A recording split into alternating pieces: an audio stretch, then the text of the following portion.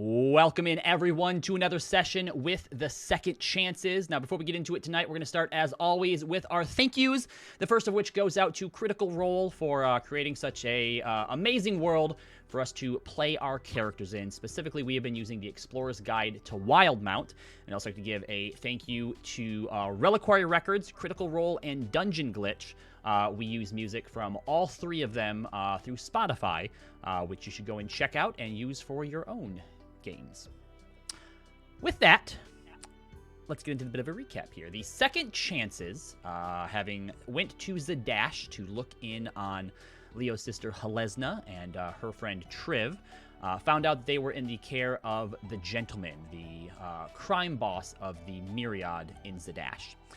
Triv had been working for her and had ran into a bit of trouble, and as a result, the Gentleman asked that the Second Chances finish off where Triv has started. There was a bit of, we'll say, discussion between the group on whether they should or should not, but ultimately they decided to take the Gentleman up on her offer. As they were waiting for the right time, some inter-party conflict happened. Kieran left the group for a time. Roz started committed to a new vow to protect the party, and they had all decided that they were going to enter into a tournament, the Monster Melee, in the Victory Pits of Zadash. After seeking some endorsement from Pumat Sol and the Invulnerable Vagrant, they tried their hand against a Bullet, Remirage, Chimera, and Two-Headed Cerberus, and they emerged victorious. And that is where we're going to go ahead and jump in with tonight's session.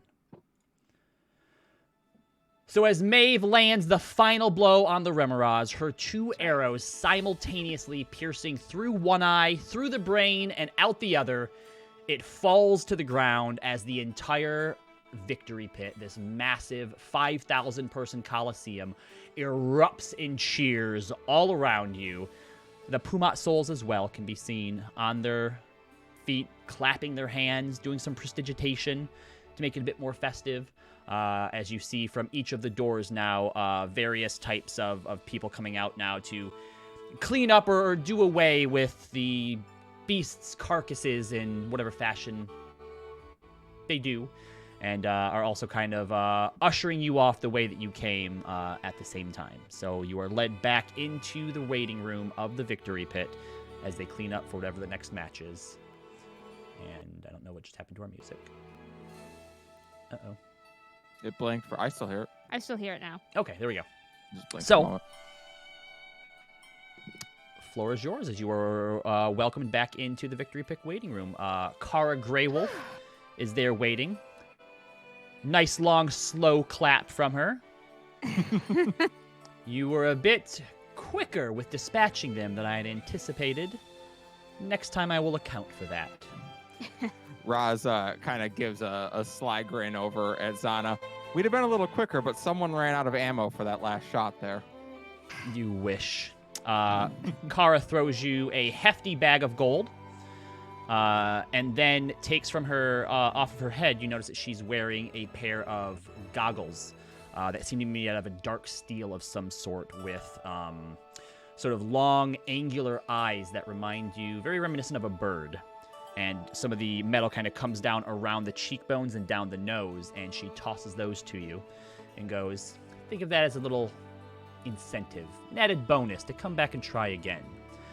These are Eyes of the Eagle, and we'll go ahead and drop a link to them in the Roll20 chat here. Put in our loot. Yep. And Just y'all so can... everybody knows, I've already put, well, when you go over the gold, I'll explain, because Yep. I think I already know. But anyway, the crystal lens fit over the eyes, and while wearing these, you get advantage on wisdom perception checks that rely on sight. In conditions of clear visibility, you can make out details of even extremely distant creatures and objects as small as 2 feet across. Okay, can I just say that the only reason I'm volunteering May for this is because I want to make Robbie angry that I get advantage on on 3 perception different and things? investigation and insight. Well, I mean, Roz will just like... Oh no, the glance at them, goggles immediately break. Roz does glance at them and is like, all right, well, clearly one of the ranged people are going to take these. Yeah, I So mean, someone Maeve, else. Zana. There's not What is your perception like, Maeve? It is 19, if I remember correctly. I'm gonna double check. Yeah, 19. Plus 9, excuse me. Zana goes, it makes more sense for Maeve. She has the better eyes. Okay. Sorry. Oh. Sorry. Quick audio thing. Yep, no problem. So, you are able to kind of hang out there a bit longer in sort of this waiting room if you want, kind of mingling with some of the other contestants. You had definitely put on quite the show today, and there are many different both patrons of the pit that come down to introduce themselves to you, as well as other contestants and fans that kind of walk through and introduce themselves and ask your name and so forth. And eventually, the attendant comes down and gives you your winnings, and everyone gets 2,000 gold. Everyone? Right. Everyone gets their own 2,000. And then we get an extra 2,000. And then 2,000 more from what Kara tossed us, right? Yep, which I think you were going to just put that straight into, like, the Yeah, party party fund or loot, something. Yes. Yep. Yes. Mhm. Mm-hmm.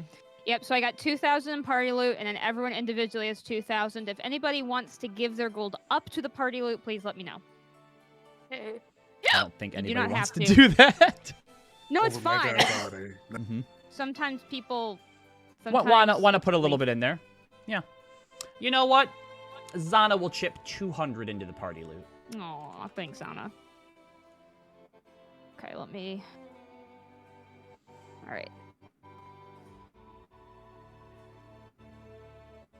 How many items can you attune to? 3. Good. So with that, eventually the festivities at the Victory Pit die down, and it definitely seems as though the second chances were amongst some of the more celebrated new groups that tried their hand today. So by the time you get out, we'll say that it's probably a few hours before dusk. What would you like to do with the rest of the day? I guess go return my cloak of protection that I borrowed. Yeah, same. Yeah, I'll just All right. return our stuff, I think. I actually didn't even use any of the arrows. Oops. I didn't really need the thing that I took either. I mean, it was more just about, like, showing off the wares of the invulnerable vagrant so they can claim that, like, you know, you Well, won I had the because of cocoa it. billowing at least, Mhm. so You they did, were able to you show did. that off. I So did. you Yeah, you all head to the invulnerable vagrant, and upon walking in, all 4 Pumats are there, and they all start clapping in unison. Hey, there they are, the champions of the Victory Pit. Congratulations! And they all kind of come up and start, like, shaking your hands and, like, you know, patting you on the Oh. back and, like, giving you hugs and stuff like that. Oh, wow. Oh, okay. One Wow. of them, Maeve, as he I hug hugs you, goes, "Oh, hey, that's a pretty fine cloak of billowing you got on there, if I do say so myself. Excellent craftsmanship, if I've ever seen it." It is pretty good. It billows quite well. All right, Pumats. Let's not crowd them here. They're gonna want to go out and probably celebrate themselves. But we do have a little parting gift for you, so to speak. Pumat, why don't you go ahead and round everything back up off of them, and Pumat, go and grab the little thing we have prepared. And so they slowly gather up all the magic items. So please make sure you unequip and delete them, unless anyone wants to try and keep their magic item. No. If anybody but- does, I'm gonna hit them over the head. Yep, mine's deleted. I think I actually don't know if Zana took something or not. I don't think she did. Yeah, I don't think so. No, it I doesn't never look like it. actually like added the cloak of billowing on here or the arrows. No so. problem. And with that, the Pumat comes back out, and he has with him a small little, it looks like a mahogany chest, and it's only about maybe like the size of his palm. He's obviously a big furbolg, so it's a big palm. But it sits in the palm of his hand, and the top of it is inlaid with like sort of ivory top plating, and then it has little. Anyone speak Elvish? Maeve, I'm sure Maeve probably does, and Leo and her. I do too. So yeah, so There's 2 other elves in the party. it has like elven runic detailing kind of around all the way around the edge, and he comes up and goes, as ordered, and opens it up, and within it is a single, smooth, pure white stone. It kind of looks like half of an egg that has an unnatural sheen to it. There's your stone of sending. Oh, thank you. Oh, we gotta Excellent. keep the box respectfully. It's That's it was fine. more for presentation. Very What did well. you say? What did you say it says on top of it? It doesn't say anything. It just has like an ivory like plating on top of it. Oh, I thought you said it says something in Elvish. Oh, there was Elvish like scribing on it, but it doesn't like mean anything. It's just like Got it. detailing Just kind of gibberish. stuff. Yeah, pretty Okay, much. got it. Mm-hmm. Yep. So you now have a stone of sending, which you can use once per day. Oh, Nice. fancy. Very nice. Well, we don't want to keep you. I'm sure you have lots of celebrating to do. Lots of new adoring fans. Could I actually commission a piece? Is that okay? Oh, of course. Yeah, absolutely. Gotta keep these men busy. Yeah. She takes her shield off her arm, which it's latched onto like her forearm, so she undoes the latches. Can you make this a little more sturdy? Are you looking for just like a simple reinforcement enchantment? Yeah. She wants a +1. All right. Yeah, that should be no problem. Let me see what our options here are, given what our current workload is, and considering the fact that you are both working for the Cerberus Assembly, now champions, and we're also endorsed by us. We'll look at knocking a little bit off here. Let's see. A shield +1, pretty common, or sorry, uncommon enchantment. 500 gold, and I think me and one of the other Pumats can have it done for you by morning. Oh, yes, absolutely. She will pay 500 gold to have her shield upgraded. All right. So he takes the gold and the shield from you and kind of looks at it and goes, "Oh, a little bit of a change bringer detail, and I see there. It's very nicely done. Might want to keep that little hush hush though. You know, empire and all that, respectfully." She looks a little embarrassed. Yeah, I did that before I knew that the Changebringer was illegal, so my bad. I think you'll be fine. Just don't go spouting it too much. It's I mean, it's just a lady, is all it looks like. Yeah, that's all. Those who don't know, don't know. Exactly. Yep. And so that Pumat kind of takes it into the back, and Pumat Prime is like, "Well, you know, we still have plenty of work to do now, especially if you want us to get that done for you by the morning. So you know, once again, congratulations. And if there's anything else that you need from us or we can do for you, the invulnerable vagrant is always opened." Thank you. Actually, I was wondering if you might be able to also enchant this shield that I have, and it's raises up its little oaken wooden shield that it has. Same enchantment, just a common reinforcement enchantment. No, I was hoping for something that would alert me to danger more readily. Okay, so sort of like a weapon of warning, but on your shield. Yeah, something like that.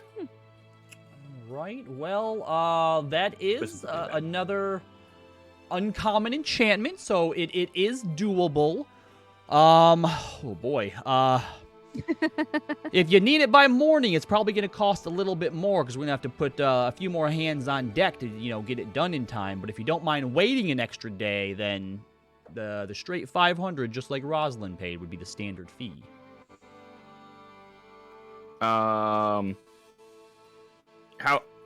sorry. I would like this done with haste. How much for all right. all hands on deck? Well, the 500 for the enchantment, and then an extra 250, and I think we should be able to have both of them done. Maybe not by morning, but by around like noon tomorrow. This is acceptable. All right, very well. Are you sure you just want the oaken shield? We could maybe throw in something a bit more sturdy for you there. Although the enchantment will provide it with some unnatural, or at least natural beyond its normal means, protection. If you're going for the sort of whole like aesthetic, respectfully. what would you think would be most? Well, I mean, it is still going to be magic and reinforced, right? So it'll protect you.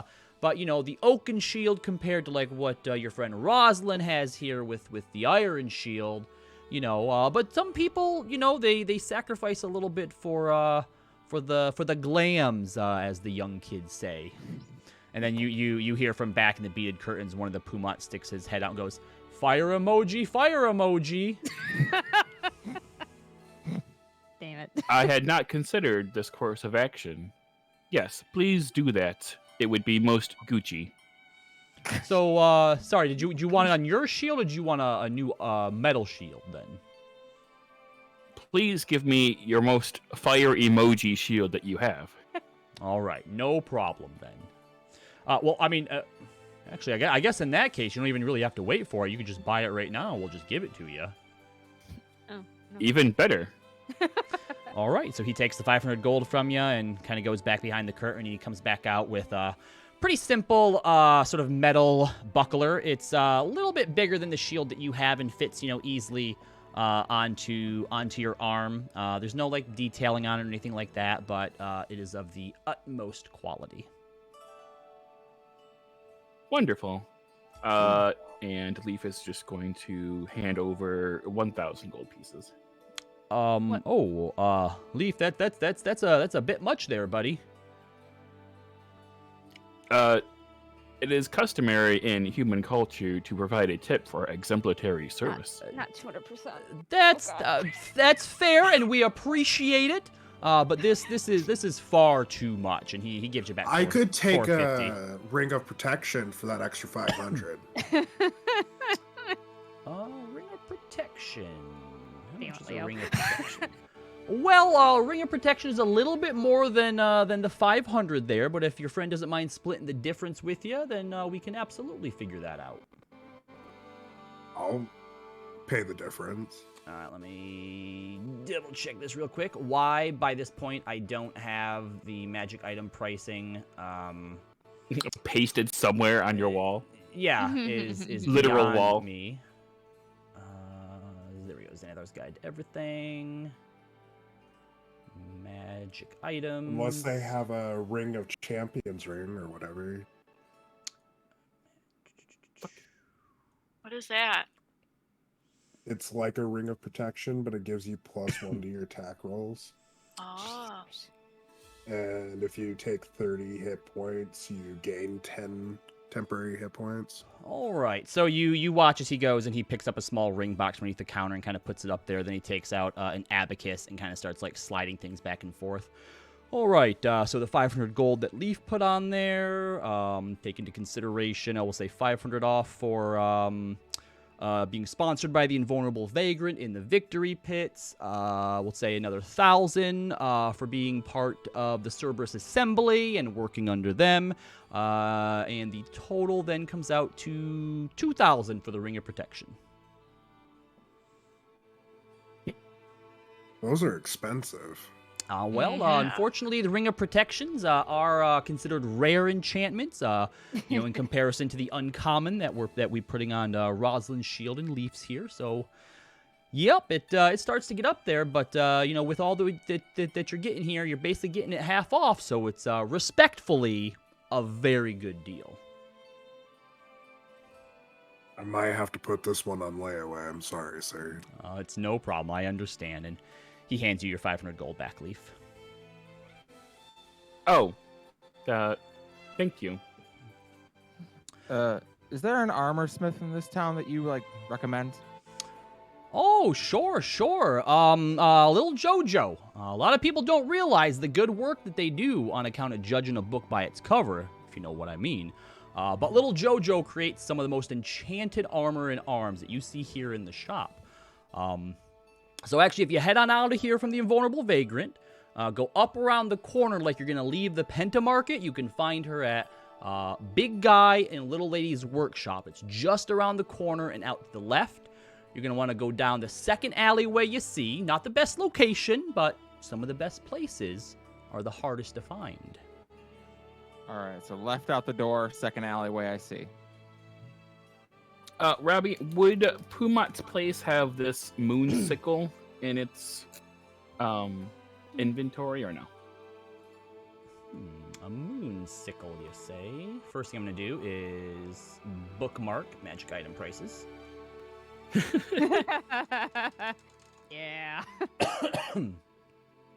That's sick as hell. Can I have that for Rialta? Yeah, if you say, ask to borrow him, a phrase, I would say, please look forward to it. if you ask him, I would say he probably has one uncommon moon sickle, a +1. Okay. Leaf is going to hold it up and say, "This weapon speaks to me. How much for this one as well?" 500 even for that one. Very well. And Leaf will put 500 gold on the table again, and also Druidcraft. Oh my god, it gives you 4 more HP. Never mind, he doesn't have that. a little Druidcraft, a little bouquet of blue tulips. Along with it. Aw, Dangers thank hell you. for a And he circle of stars. reaches over and grabs like a little cup and casts create water and fills it with water and puts the tulips into the cup of water. Aww. That is very nice, respectfully. All right. Was there anything else anybody wanted to get from Pumat or talk to Pumat about? No, I think I'm good. I think I've more than enough what I need. All right. So from there, where would you all like to go? Did you wish to go to the armory, Roz? Roz? Gonna go, to check out the armory or the armorer. Okay. So you go ahead and follow Pumat's directions. Begin to leave the Penta Market. You walk by one alleyway. You look down. You're like, that's definitely not it because it's mainly just like trash cans and stuff. It's about 3 feet wide. Come down the next one. It's a little bit wider, maybe like 4 or 5 feet. Definitely still kind of a squeeze for some bigger people. But there is, a few doors down here. You see there's 2 stray cats kind of lounging on a stoop back there. And eventually you kind of get to the end of it. And it's a very small corner building, about 2 stories high. Looking up the top, there are a few open windows, and there's some vines that are kind of growing off of the trusts there, and it looks like some potted plants are kind of hanging out of there as well. And then the bottom floor looks to be like a workshop or almost like a garage kind of, because there's just one big sort of open door, and you see a sign that's just sort of leaning against the wall, because if you were to open it up fully, it would probably be in the way back here. And it reads, "Big guy in little lady's workshop. Come on in and knock." Very well. Roz kind of like glances back at the group. It certainly is kind of off the beaten path, but she'll open the door and then knock on it. Yep, door's already basically open, It's so you can already kind of open, like yeah. see in. So you just kind of walk in out of the sunlight, which at this point, no, actually it's pretty shaded back here. So you kind of walk in and just kind of knock as you do, and almost immediately you see a short human woman, maybe in like her early 20s, dressed in smithing gear with long brown hair, tanned skin, large goggles, but even though she's wearing all of this gear as though she's a smith, it is completely clean. Like it's never seen a smithing day in its entire life. And behind her, working the forge, you see this massive 8-foot-tall automaton, who is probably supposed to be all white, which you can see on his back, but the front of him is all covered in soot and stains from working the forge. You see no mouth, no facial features or anything, just these 2 large emerald eyes that shine bright. And as you kind of knock, the lady turns around, seeing all of you, and goes, "Welcome to... hello. To the workshop, the forge. Big lady and little guy, little lady, big guy. That's him. Little lady. I'm Jojo. Jovi, sweetheart. Can I help you?" It's wonderful to meet you. I think my friend Her here, cheeks are like bright red now. At this point, you're the winning chances. The second winner. You won in the victory pits. The second chances, and you're in my shop. Hi, I'm a Yes. professional. How can I help you? And she is barely holding it together. We sure did, Mal. I mean, Jojo. um, she, Roz kind of walks over. Hi. Hi. I was hoping to get, well, I've been a proper set of armor crafted. I've been wearing just a flint plate since I got here, and yeah, time to get something more fitting. Yeah, we can get something that fits you properly, because armor should fit you properly to protect you properly when you're fighting in it. That is true. Yes. Looking to upgrade to plate then? Yeah. I'd like to get some proper plate armor crafted. All right, perfect. Yes, great. Okay then. So I'm gonna need measurements.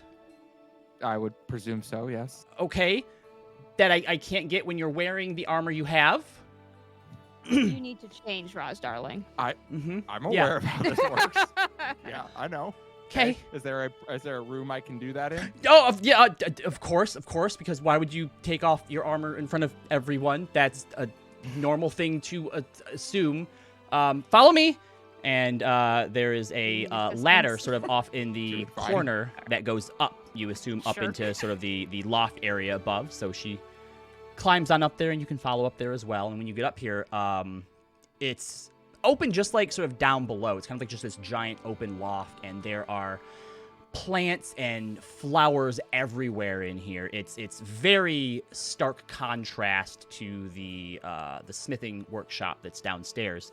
And she kind of walks over and points to a little sort of corner booth that has a curtain on it, and goes, "You can right in there and just holler when you're done, and I can come and help you measure, or if you know how to do it, you can do it yourself. So it's whichever is I'll probably need a hand, but thank you." okay. And she'll go into the room and just start get out of her armor. Okay.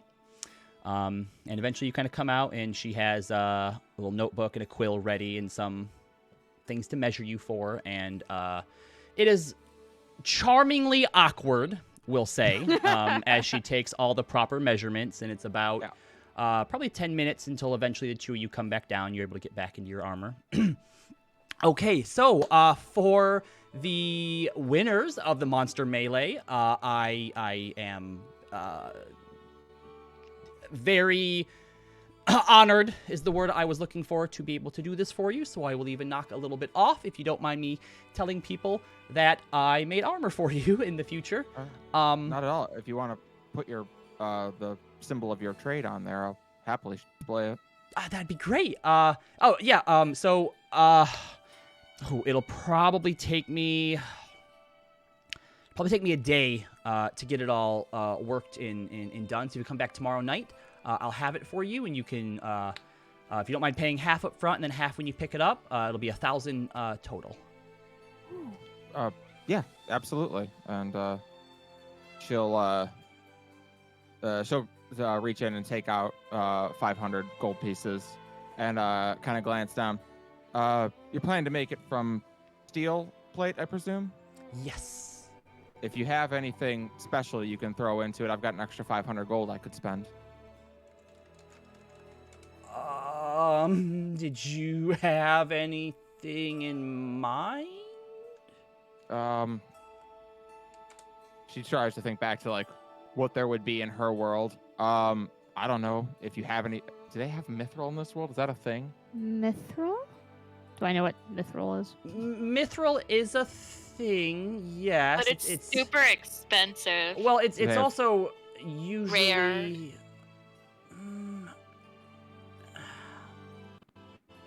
You know, I don't actually remember what mithril armor is. I think it's uncommon.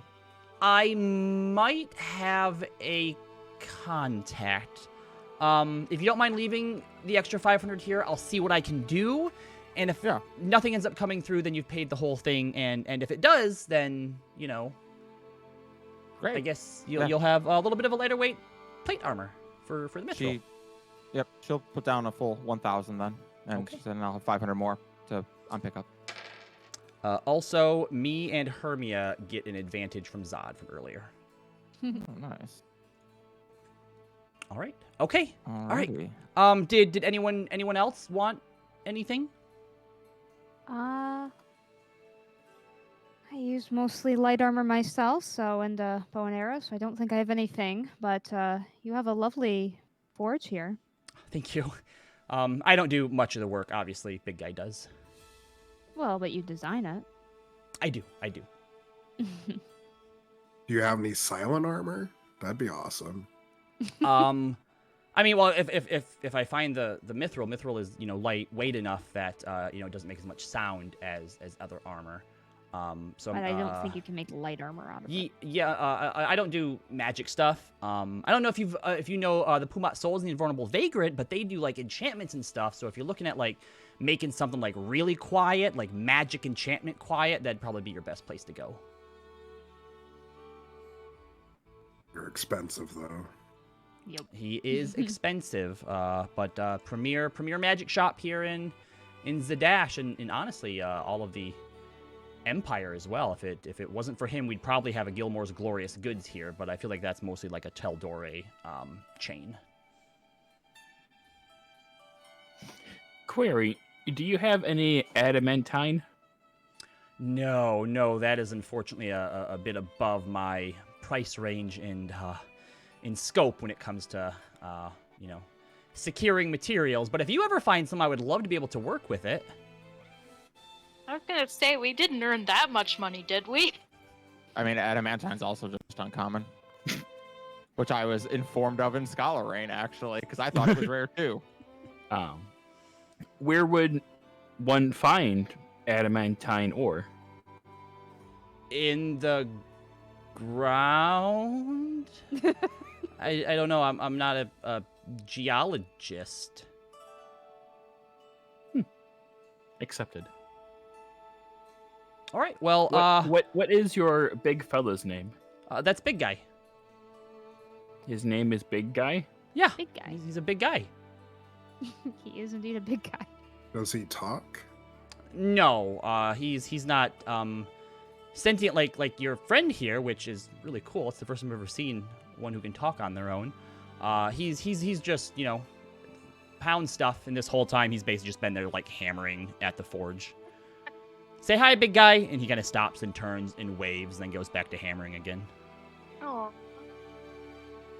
Also waves. Well, all right, we Do you better ever clean him? get to. I mean, sometimes, yeah, but we better get to work on this if you want it in a timely fashion. Very true. Mithril will make it so that you don't have any strength or dexterity disadvantage imposed for your heavy armor. Oh, gotcha. Okay. If you don't want that, and you're rather the 500 back, just let me know. That's fine. Ari had mithril plate. Yeah, that's fine. Mithril's fine. Okay. This way you'll actually be able to sneak and not, be the one person who's screwing up future stealth checks possibly. Although you could always do Paladin in a bottle if someone can cast gaseous form. You cast gaseous form on the Paladin, you put them in a bottle, and then when you need them, you just throw the bottle at the ground so it smashes and they resume their form. It's like a Pokemon battle. I don't know how I feel about that. I know how Roz feels about it. Not great. All right. So with that, you exchange a few more pleasantries and eventually leave Big Guy and Little Lady's workshop. Is there anything else you would like to do for the night? By the time you get back to the Coral Jug, it'll probably be starting to get dark. Probably for the best. Mm-hmm. All right. So everyone heads on back to the Coral Jug then for the night. There's probably a few people at the Coral Jug who were at the Victory Pit, and news of your battle quickly spreads around the tavern, and people are offering to buy you drinks, offering to pay your tab, and you have a pretty good night of celebration. There's a few people that are like, you say the same second chances that got rid of those blood frogs up in Odessalo, and Oh, that's right. some people have heard of the political turmoil in Tile and how you played a hand in helping there as well. Yep, that was us. You do I don't know if I also like this. you do also start to hear, not related to you, but whispers and rumors of an attack in Exandria on the Solstice Academy as well. That was also us. No, it wasn't. Nope. That was not us. No. Nope, we were far away. So is We there were anything here, else that you all would like saw it. to do as you are all winding down for the evening? I did have a thing. If no one You minds do me have using a this- sending stone that hasn't been used yet Yeah. today. I was gonna use it for my mother. Oh. Okay. I promised I was gonna talk to my mother. Did you want to do this privately or in front of people? I haven't figured out the 25 words. Okay, so if you would like to start by doing your message, we'll say that you Yeah. planned on doing that and communicated that with everyone. Yep. So the rest of you, Rosalind's over. She's going to talk to her mom. I am. Is that code for something? No, I'm confused. no. Actually, seriously, she's very hurt that I left, and it was advised to me that I should say something to her to let her know I'm alive. So, if you don't mind, I was hoping to test out the sending stone for that tonight. Obviously, anyone can use it tomorrow. I mean, have at it. Thank you. all right. And no, I'm not using it for that. Well, as Maeve is preparing her message, was there anything else anyone would like to do before you found rest for the night? Roz is gonna just as we're drinking, she's gonna mention to Leo. I really didn't get to ask you about it because we got in a fight. But how was Triv? She's doing better now. She's got a nasty scar, but she'll live through it. She has a nasty scar in my world too, doesn't she? She does. She does, yeah. She had that same crescent-shaped scar in this world as well, though, when you saw her Oh, the first okay. time. So she's got a new one. Yep. Okay, got it. Roz actually kind of chuckles to herself at that, and I'm like, well, I'm sure she will say something to the effect of, "It's okay, the girls love it." Maybe. That's- Depends. That's what mine would say. But hopefully we can finish this job for her, and depending on how Exandria is faring, they might end up staying here, so... You mind if I talk to her before we go? No, have at it. You might break through to her more than I do. I don't know about that, but I at least want to. I know she's not my aunt Triv, but like she's still the same person. It's hard to describe. I mean, you could slip her some money and see if she'll pretend. Yeah, I'm very poor now. she says. I and- can slip her about some that. money and see if she'll pretend. I don't need her to pretend. I just want to check on her. Understandable. Yeah. Is she still at the nightly nip, Robbie? She would be, yes. So I can do that tonight or in the morning. It doesn't really matter. Whenever would make more sense, you think? Yeah, no, you can head over tonight if you want. All right. Oh, yeah, it is a nightclub, I guess. Roz is going to get up and finish her drink. All right. Well, I'm going to go say hello to her, and I'll be back. I'll escort you because I need to give some money to Helizama anyway, so... Fair enough. And I guess I'll leave with Leo then. All right. So the two of you head on over to the nightly nip, going the same way that you did before with the same password. As you head on down, it is much the same scene that you remember from the time before. You do notice this time that Chile is down there as well. He's up at the bar talking with the Loxodon, who is behind the bar, and you see Trevor is kind of like on the bar, and he's like planted down into a mug, which you hope is water and not ale, but seems to be having a right good time of it.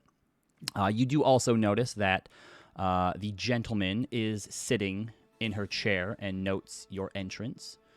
and just kind of watches you as you walk by, but no one makes any sort of move to question you or talk to you or anything like that, but your presence is definitely noted.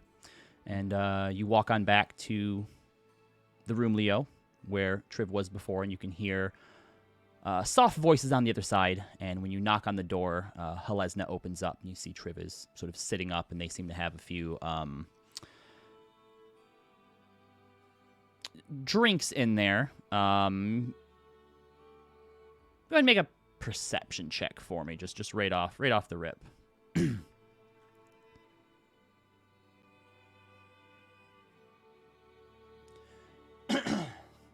I rolled a 14 plus 0.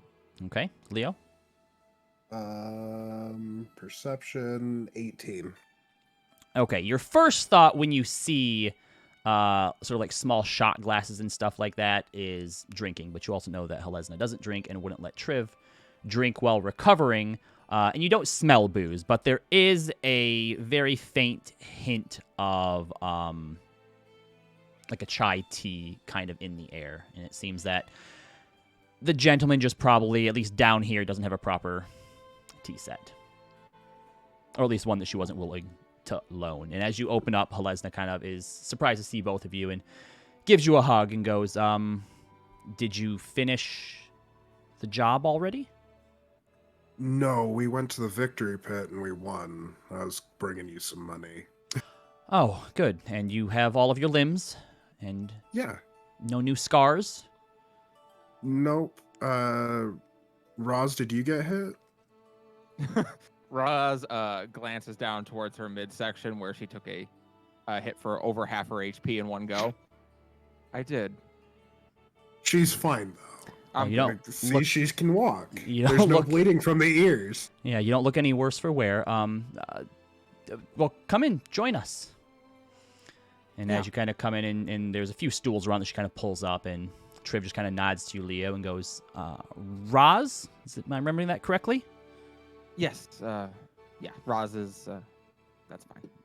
And I think this is the first time that you've seen her now, and she's definitely much more recovered. A lot of the swelling has gone down. Underneath that crescent scar, which again looks just like the one that you remember of Aunt Triv because it's so old, up around sort of just up above the eyebrow. There's now one that starts just under that crescent and goes down the cheek towards the chin. And then the eye on that side is also blue and clouded over. She glances at her. Still hurting?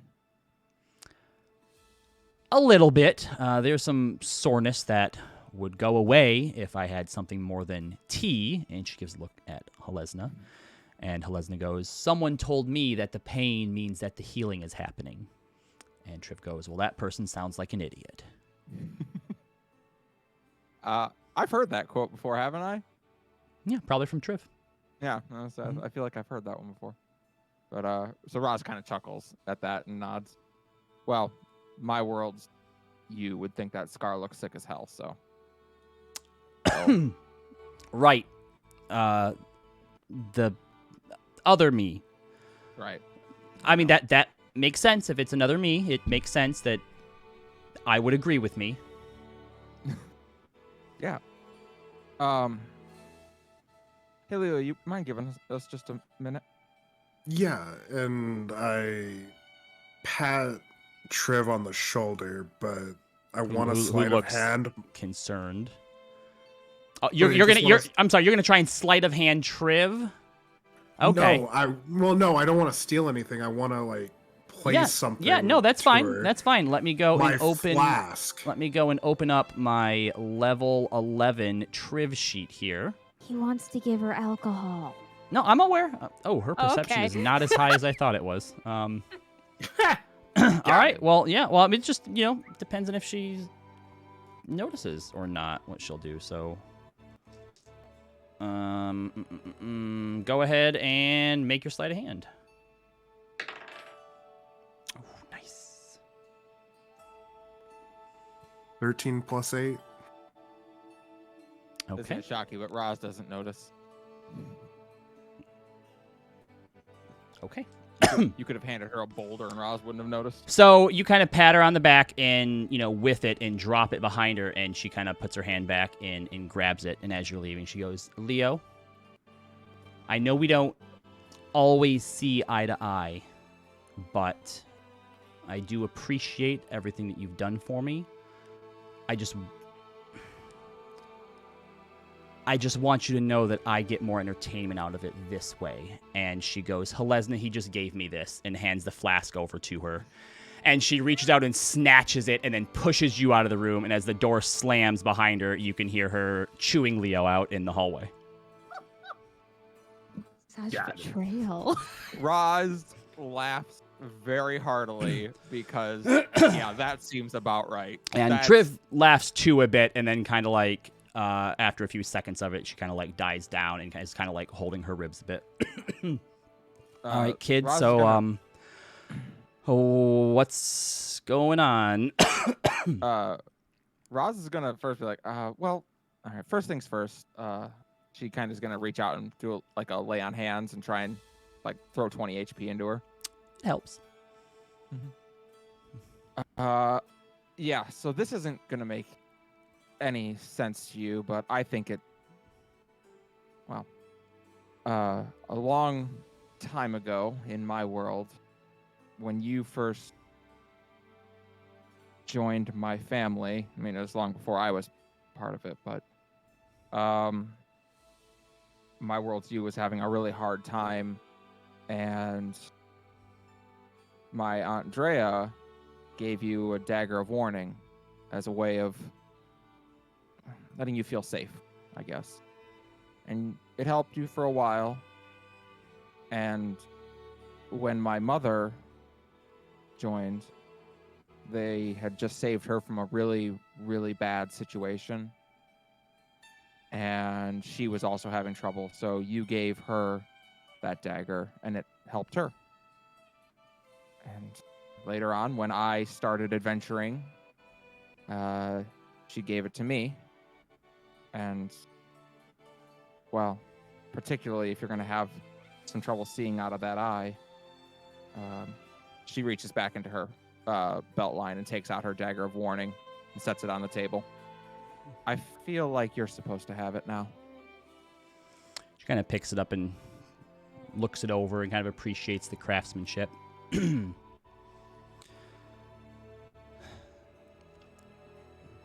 They call you Roz for short, yeah? Short for Rosalind. And she kind of gets up and walks across the room and picks up a pack and takes something out of it, comes and sits back down, and it's a dagger of similar model or similar make to the one that you presented her with. Much, much older. Part of the blade is cracked off. And she hands it over to you. A long time ago, before I was Triv Fortune Finder, I was just Triv. And I wasn't a human either. And I had a sister who gave me that. And as you're kind of looking over, you can actually see that on one side of the blade, Triv is carved into it. And on the other side of the blade, it looks like it says Roz. But upon closer inspection, it looks like maybe the O used to be an E. My sister's name was Reza. Rez for short. And she'd given me that to protect myself. And it worked all the way up to the day that she didn't make it. And that's all that I have left. It's obviously not going to do you much. And hopefully it's not like curse now or anything. But, from my old culture, you give something, you get something, you give something back. So why don't you have that one? Are you sure? It's all you have of your sister. When I was brought back, as I am now, I got to see her one last time. Which lines up with stories that you've heard of your Triv's resurrection as well. Mm-hmm. And, what we what we have of those that have left us behind. It's up here and in here, and she points to her head and to her heart. You know, you're giving me this from your aunt, your mom, and your Triv, and it's probably all that you have from whatever alien planet you came from. So, you know, gift in It's like kind. here, but worse, basically. Yeah. Oh, okay. So I guess I won then. My Triv also wasn't always human. She was something else once. I guess I didn't really know that. I only knew her as my aunt. But thank you. I'll see if I can't clean it up. Yeah, thank you, Roz. And look after Leo. He's an old asshole. Yeah, I punched his lights out the other night, but we're good. figuring it out. Yeah, we're Do that a few we're more getting times. there. Yeah, It's not going to hurt anything. only when he asks for it. She laughs and gets up to her feet. May you have a safe journey back home. But I think depending on how you guys handle your thing, we might actually stay here. So we'll see. Oh, okay. Well, I don't know if he told you, but we have a home now in Rexentrum that you're welcome to if you need to use it. Yeah. Helesna mentioned a mansion or something. I don't know that we believed him. Yeah, I mean, it's. I mean, I guess we haven't technically even seen it, but we were told that we have it and it's ours. All right. Well, I think maybe we'll wait till you check it out in case it's That seems you know fair. a myriad trap or something. Historically speaking, that has happened a few times, so it's The reasonable. door opens and Helesna steps back in. Are you two done? Yes. Thank you very much, Triv and Helesna. And Leo's standing out there, trying to hide that he's pouting because he just got berated by his younger sister. All right. Roz will go back out to join him. Are you doing all right? Yeah, just never do anything nice for people you love. Just never do anything nice. Aw, you for love people me, you love. Leo? Gross. Leo casts a glance, or Roz casts a glance at Leo and is like, you know, they are actually shockingly similar. That doesn't surprise me. Triv's one of a kind, or two of a kind at this point. It turns out, yeah. Yeah. She once told me she wanted to teach me how to use a dagger, and to prove to me how good it was, she stabbed me with one. Oh. Yeah. In the kidney? No, we didn't hit any organs, thankfully. So But she did as love you. I don't know if you guys wanted to continue hanging out at the nightly nip or not, or if just heading back to the coral jug. Should we talk to what's his face real quick? Tell him we're probably not leaving till tomorrow night. Yeah, probably. Should probably let Chili know that we're looking to leave probably tomorrow night. All right. So on your way out, you kind of stop over to the bar, and Chili's like, you wanted to travel at night? Well, I mean, that would get us there in the morning, so it makes sense, yeah, right? Yes. It's more dangerous at night. You know, we could also, if you travel during the day, then you get there at night, then we'll spend the night, then we'll do the thing and come back. Oh, wait, no. I mean, it only takes a day to get... Okay, yep, You said- that's fine. So it's about a half day there and a half day back. That's what it was, yep. Mm-hmm. Yeah. It's on the map, and he pulls well- out a little map, and it says half day's travel, 12 hours. Well, then we'll probably actually just go the morning. Or yeah, sorry, if we left tonight, we would get there in the morning. Yeah. And then you do the thing, and then travel back, and it'll be night again. That adds up. Okay, fair enough. Yeah. We'll do that. Okay, see you at the south gate at dawn? I'm confused now. Dusk? Dusk. head No, dusk hurts. is when the sun goes down. Yeah, dusk. Desk. Yeah. Yep. Okay. Yep. I just gotta pick something up, and I'll be good to go. All right. And as you're leaving, Ophelia does hold up a drink and just kind of toasts towards the two of you as you leave. I bow graciously. Roz, I would say, just gives a very even look. Okay. Maeve, do you have Yes. your message ready? I did. It's exactly 25 words. All right. Oh, and there it is Do. too in the chat. So I why do, don't you yeah. I can go say it ahead. out loud if you want me to. Yeah. So you holding the sending stone. We'll say that Pumat allowed you to sort of set a customized activation word. So Okay. whatever you want that to be, you can decide. And saying it guys. activates the stone, and go ahead with your message. Okay. I don't know what activation code to make it, guys, besides second chances, so. Well, we and say that a lot too. that's I I true, mean, maybe you that's have not to be so like good, yeah. invoking it. Oh, Yeah. okay. I Yeah. thought like it just heard it and All right. started No. like recording. So the Fucking activation phrase, Alexa. the activation phrase is, "Oh shit, get your words out." No. That Too worked. long.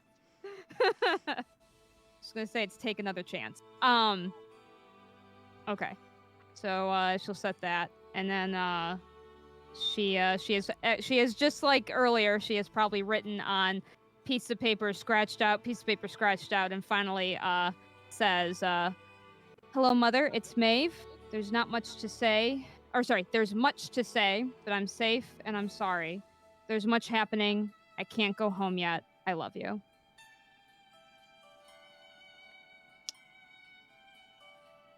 Contractions. The pause seems so long. You're not sure how long you actually wait for a reply to come through.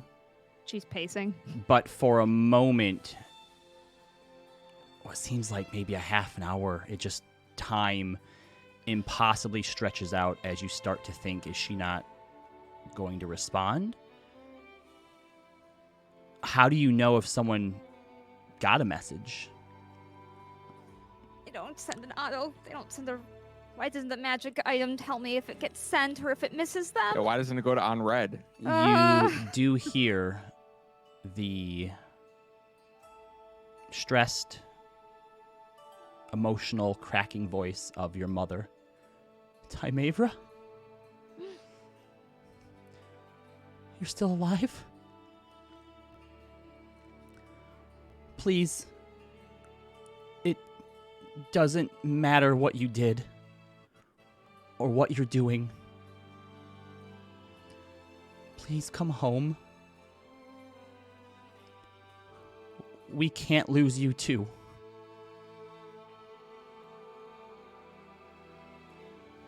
That's all you get. She will look at the stone now. I'm assuming a little less glowy, It's a little dim, yeah. a Mhm. little dim. Just kind of her, just her thump a bit. How am I supposed to explain once a day in 25 words? She'll kind of look to Luster. I don't even know how to explain you to her. He just kind of cocks his head to the side. I know.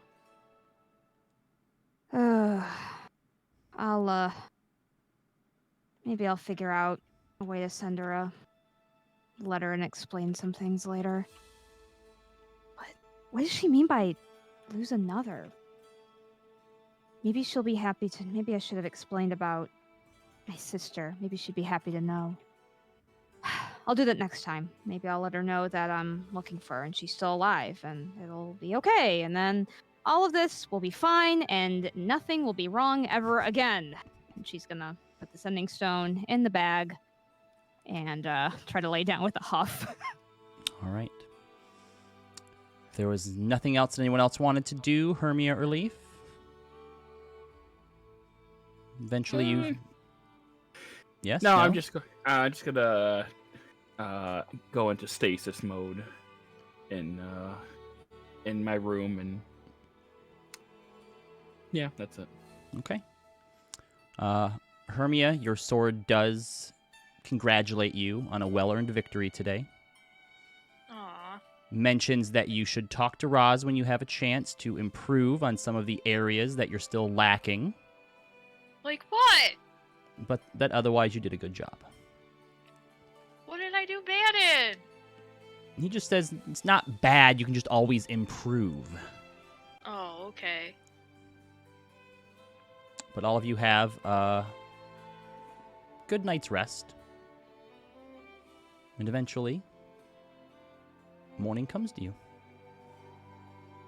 So, for the sake of brevity, eventually you are able to go and pick up your +1 shield, Roz. Yep. You are able to get your mithril plate armor, so another 500 gold, from the little lady. Nice.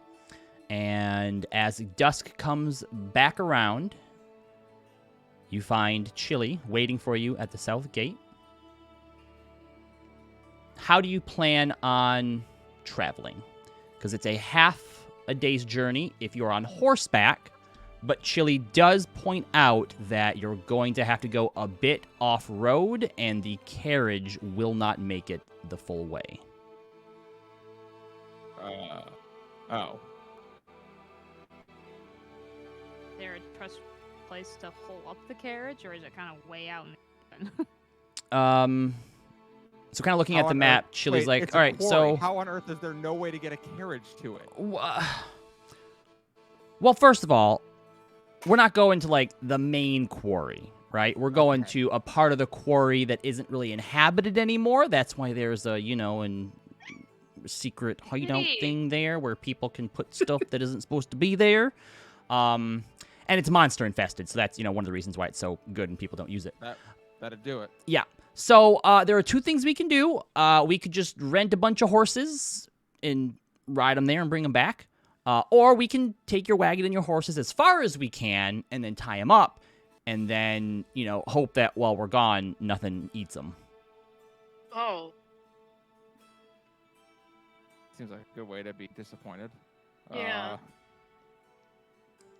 I'm used to Well- checking without horse. I'm fine with any. I mean, we can take Celtic and what's the other one's name? These are your horses. Indigo? Indigo. Indigo. And then buy 5 more horses for everybody. You could also just rent horses. That's a service too. Yeah. That's you, fair. I think we'll all rent a horse. you don't have to buy them. How much are horses? You can also double people up too. You technically have 7 people, and one of them's a halfling. Mm. So really, if Probably. you did 3 horses and doubled people up and threw a halfling in there somewhere. This is too complicated. Somebody decide. Okay, 3 horses. We're gonna rent them. Done. All right. So you rent 3 horses. It is 50 much? gold deposit just in case they don't come back. Like They're not coming like 50 gold each. So 150, and if you bring them back, you basically get the majority of that back, based I on how will, long you've been gone for. I will take it from our. Party loot. Yeah. All right. What are the horses' names? Scarlet, Domino, and Red Thunder. I call Scarlet.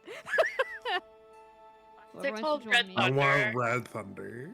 Why is it called that?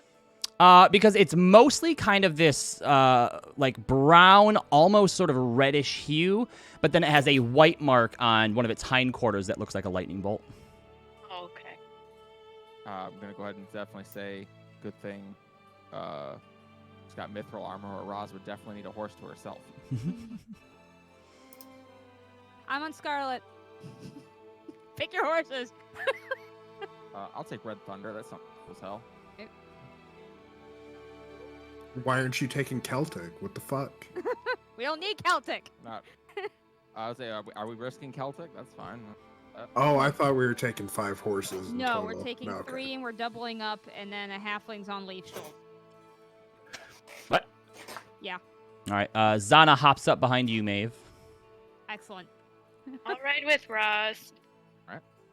All right, and that means Oh. Leo and we actually Leaf need are a- on a horse. Yep. Oh yeah. And I guess it then makes the most sense for Chili to probably ride with Maeve and Zana, since that's probably the lightest one. Yeah, I guess that's true. he Great. can be in front of me. Yeah. Okay. There you go. All right. So it is interesting. This is the first time that you've all traveled at nighttime. We'll say that you probably rested the majority of the day. But by the time that you get to where you're going, we'll say that first light, you should get there by about the time that first light is like starting to peak up. So, you'll probably still want to think about taking some sort of rest there, as you'll be going close to 24 hours at that point of not having any sleep yet, even though you haven't been doing necessarily a lot of work. However, on your way there, probably about, we'll say 8 hours into your journey, you notice up on the road, Chili mentions that by the time you have to go off-road, it should be about first light. So it's not quite there yet. And as you're traveling about 8 hours in, you notice a light further up on the road. Looks to be a campfire. Hard to tell in the dark, but maybe 500 yards off at this point. We should attack them first. Ross is over at Hermia. No, we're not becoming those. It's not. We're not planning on buckling down here, so I presume we just keep going, right? Okay, yeah, that's fine. You will eventually, whoever this is that has set up camp, you will eventually come by it. So yeah. If you just want to act as normal, that's fine. I think we'll, as we get to be like 100 feet away, Mm-hmm. I would say Roz will raise a hand and just call, hail, and just signal that we're passing. Mm-hmm.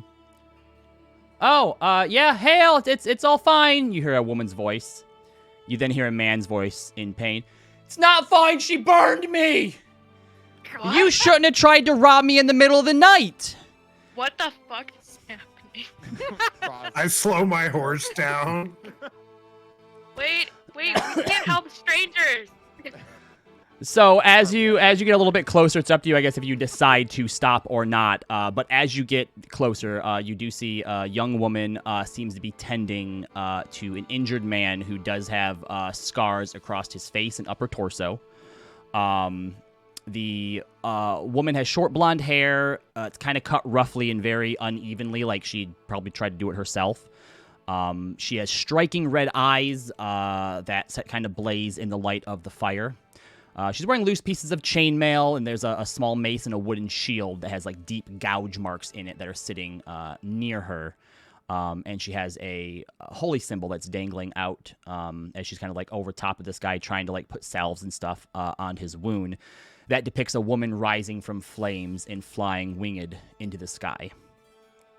The man is a half-orc who seems to be completely at her mercy here. She's kind of like has like one knee like on his leg, kind of hold him down as she's like seems to be forcing aid upon him.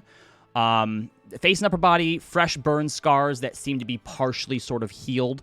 And he also has sort of a bit further away from out of his reach behind her. You see a short sword, a dagger, and some poorly kept leather armors, which also have burns all over them. And so she's like, yeah, it's... I'm fine. Yeah, no, I was traveling alone. He tried to jump me. He's like, I did not. And she slaps him. All right, I did, but I lost. All right, I got what I deserved. Not yet, you didn't. And she's, again, trying to sort of heal him. And he's like, ow, ow. Just can't you use more of your magic? No, this is part of the punishment. Oh my god. Sounds about right. Can I do a religion check? You can. Go ahead and make a religion check. 18? You do not recognize the symbol around her neck. Oh, okay. It's dangerous traveling at night, obviously. You're welcome to share camp here for a few hours until sunup if you'd like to. I'll look to Chili and what does he think? Oh, what's your name? Chili kind of plays like down. She goes, "Oh, my name's Leah Kelvin." And Chili's like, "I mean, we could. We're probably about 4 hours out from the quarry now, and whether we get there now or take a break now, I mean, depending on, when we get to, he kind of realized he like just talked about the mission out loud in front of two people. When we get to the location that is not where I said we were going, because that's just the code name, and it's actually someplace different, we'll want to take a rest anyhow before going in to do the thing that you need to do, and also in case there are monsters that we have to fight through, you want to be rested up." Roz, But it's not the quarry. 1,000-yard stare. And she looks Oh down. my God. She looks down at Leah and the thug. It's not the quarry, though. All right, Chilla, you can. I guess we'll. I guess we'll rest here for Yeah, a little bit. sounds good. Leaf would just like to scan the perimeter for anything bad out there.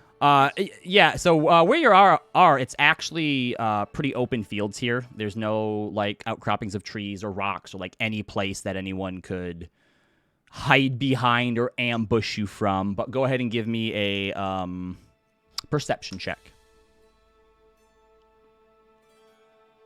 I have advantage. Okay. 17. Looks clear.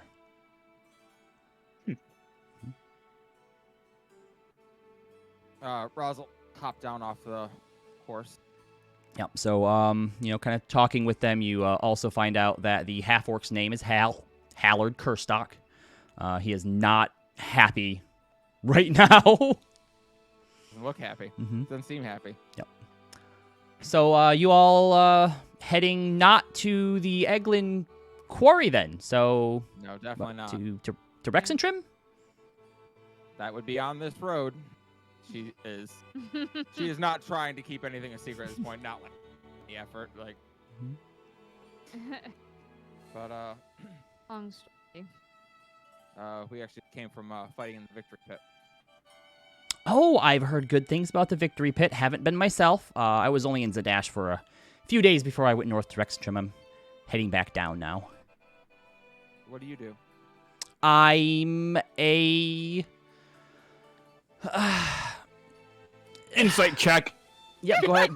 Go ahead and make an go ahead and make an insight check. Sure. 20. Immediately, and this is not hard for any of you to pick up on, she seems hesitant about how to explain herself. Like, she's maybe a little embarrassed about it. But she goes, I was chosen to spread a message, I guess you could say. So that's what I'm trying to do. Through small acts right now, but maybe someday I'll get a chance to do something bigger. That message? What? Point to symbol. Oh, yeah. That's the one. And she seems to turn red as she kind of like tucks it back in. Roz will show her shield with the symbol on it. We're not imposter. You can tell us. Oh, well, I mean, it. Technically, she's not outlawed like the Changebringer is. Most people don't know about. She kind of takes it back out. It's the symbol of Ray, the Dawnflower, or the Everlight. Maeve, it sounds familiar to you. You don't know a lot about it. You do know, though, that from your time studying in Port Damali, that in recent years, those who worship the Everlight, the Dawnflower, Ray, have just recently started to sort of reemerge. She was a deity that was thought to have been lost during the calamity. And a couple decades ago, they uncovered a temple to her in somewhere in Isilra.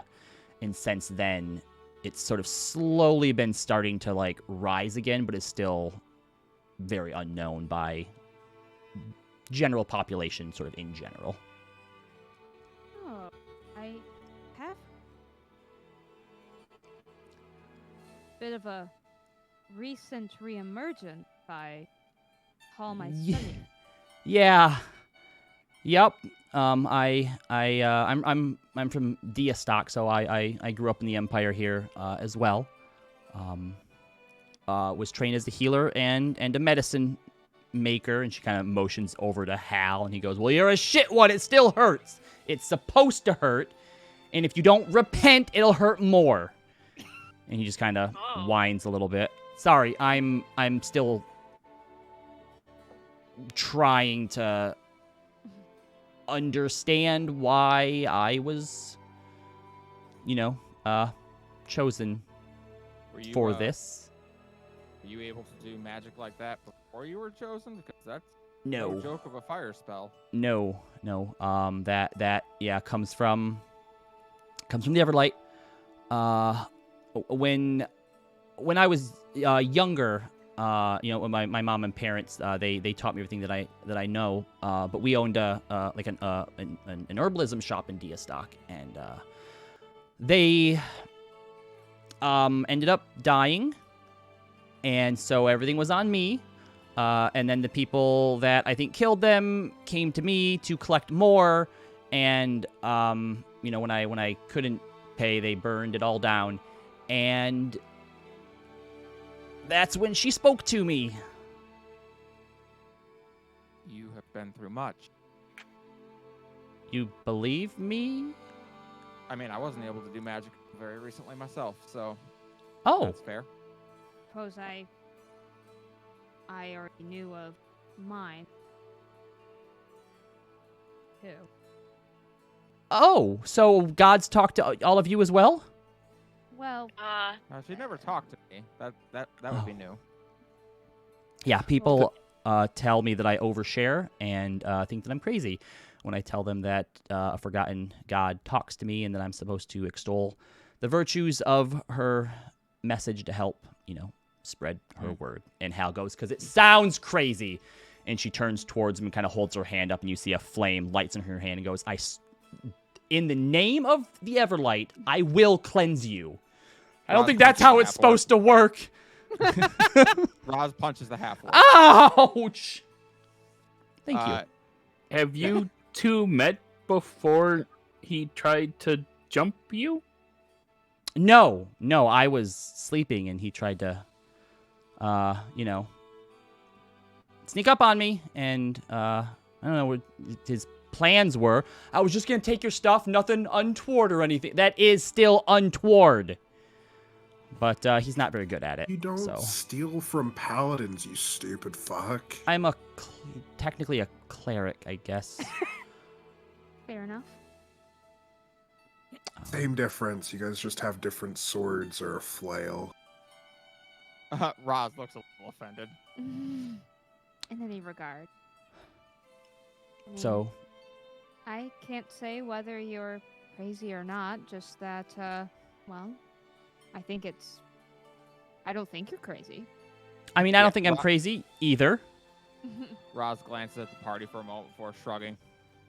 Lady, I'm from a different world, so, Oh, that's weird.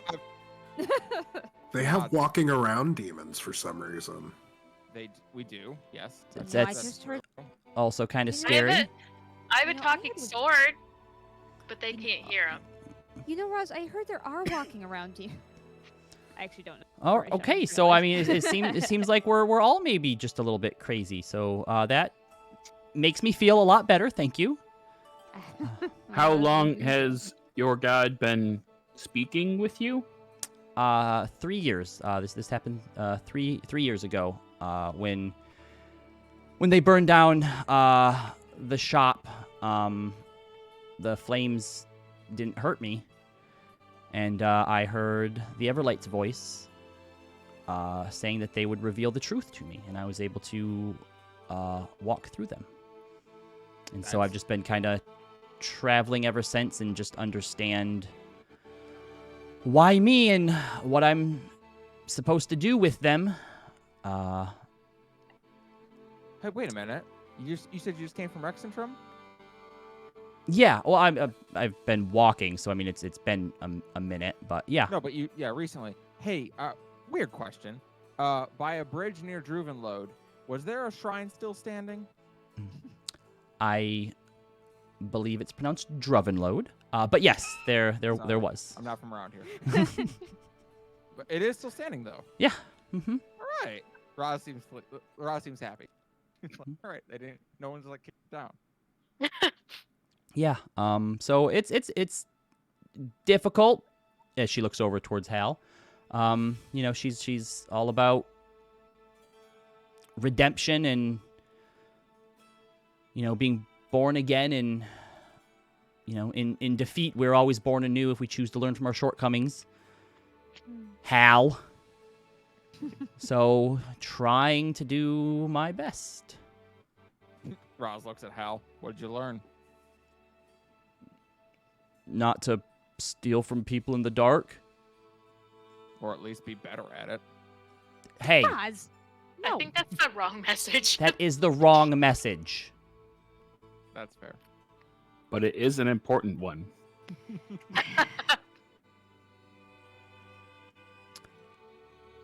All right, well,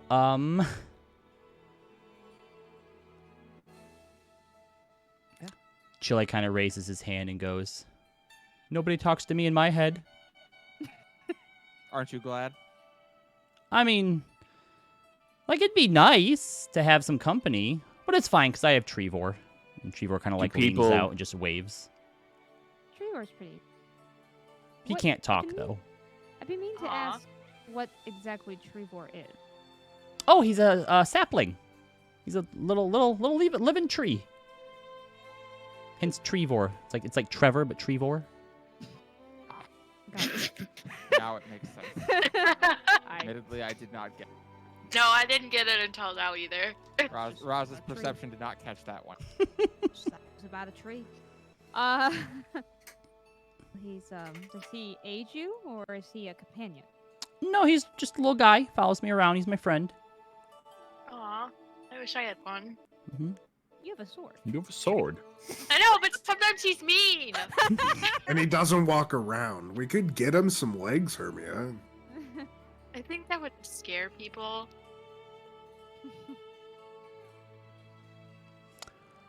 Well, all right. I guess now that, you're all here, I don't have to stay up the rest of the night and watch. No, Hal you over just- here. Go ahead. We'll take- And so, we'll say that y'all rest long enough that you don't have to worry about any sort of, like, exhaustion saves or anything like that for technically having been up for so long. But eventually, I presume we probably would have rested a bit throughout the...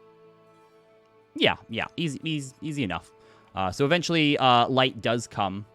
In the morning, Leah does put a bit more healing into Hal to kind of freshen up the rest of his wounds. She kind of stands him up and like gives him all his shit back and is like, "All right, now listen. It's only like the third or fourth time I've ever done this, so like, the Everlight and atonement and compassion and remember what I did here for you today, because I could have just left you to die. I could have had the big lady over there probably pound you into the ground because she looks like she's into that sort of thing, and we didn't. Roz nod.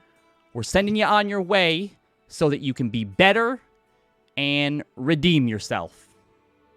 All right?" He's like, "Yeah, yep, mm-hmm. All right, then." Insight Leave. check On who? on the guy. Him on Hal. Yeah, On no, Hal. with your passive perception, you can tell he is scared Critical. pretty shitless right now. And just kind of takes off running in Oh, wait, the before he goes, direction of actually- Zadash. Before he goes, Leaf is going to place a hand on his shoulder and say, Yeah. also, from now on, you walk in the path of the Everlight and Melora. He's gonna druid craft a little yellow violet into his behind his ear. He kind of looks at it weird and then kind of takes a few cautious steps away from you, then turns and just starts running in the direction of Zadash. Roz watches when, yeah, Avandra, if you're watching. Well, okay. I guess good luck wherever it is you're going, unless you needed help? Oh, I mean, you seem like you're handy in a fight, and you're looking to do something important. Well, I don't... I've never been in, a fight before. I can, deal with, a thug trying to fight me on the road or whatnot. But, I mean, if you were in, the victory pit and you're doing, hero stuff in the quarry, and Chili's like, not the quarry. Nope, we're not... That's not where we're going. We got a different thing that we're doing. Okay, well... If we were going to the quarry, we would have a cart to ship all the stuff back. Yeah, that makes sense. That makes perfect sense to me. Well, Okay, so you didn't think I was weird last night when I said weird things about how Forgotten Gods talk to me and want me to help, spread their word and stuff. So I'm going to tell you another weird thing if you promise that that's not going to be weird either. It would be hard to weird us out. yeah, I fell through a portal into a new world and had a tattoo etched on me. So, I mean, Okay. nothing shocks me anymore. I had a dream about your old guy, and she points to Leo. Dream about About- him? Why? Yeah, Why? yeah. You were in my dream last night, and You're a you little were too young for me. Just saying. gross. You were consumed by fire. That sounds a lot better than what I thought you were thinking. Yeah. I think it might be an Everlight thing. So now I kind of feel like I need, or I should maybe, those Was are the it type of your fire? signs. Those are the type of signs that they do. They don't really talk. Even though she talks to me, they don't really tell you what you need to know. So there's a lot of interpretation. But if you want me to just go, I can still go. But maybe there's a a Well, reason. I'll tell you what. Yeah, she looks at the group. Having dreams with each other was kind of a thing. Hey, you don't have a tattoo anywhere that you didn't have before, do you? No. Okay. Birthmark? No. Okay. Okay. Uh, I mean, Leaf is going to try to put its hand to its head and speak to the lady. Is it Lay or Ray? Leah. Ray. Leah is her name. Here, let me Yeah. drop her name down in the Yeah. chat for you. Oh, I was Okay. right. Okay. Oh, there you go. Is going to try to talk to Leah in its mind. Can you hear me? She kind of stares around at everybody in silence. So. Nope, not one of us. I mean, Okay. Great. Well, we're doing could be a little dangerous, but I suppose I would, Leo, you interest me. I mean, more the merrier. She knows healing magic, so... I mean, if you're on a weird secret mission thing that your halfling doesn't want me to know about, it's Dep- fine. I But- can wait somewhere as well. No, you can come. I'll keep an eye on you. You'll be. But Leah, I am gonna have to tell you a secret. I have to be okay with it. All right. Okay. We are going to the quarry. I figured as much. And Chili goes, damn it. I screwed it up. Shit. Please nobody tell the gentleman that I screwed it up. She would be really disappointed in Just me. told We her just who told we're working for too. Thank you, Chili. I thought it was gonna be me. And Leah goes, I have no idea who the gentleman is. That's Good. good. Just- And that's Chili goes, great. good. Remember that. Or, no, I don't remember that.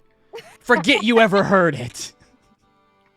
Yes, because the gentleman would be very upset if he heard about it and you just see like part of Leaf's little arcane colors just kind of like shut part of it, turn off and turn on again. Like a wink. Yeah. And Leah kind of like stares at you for a moment and goes, "Is the gentleman actually a lady?"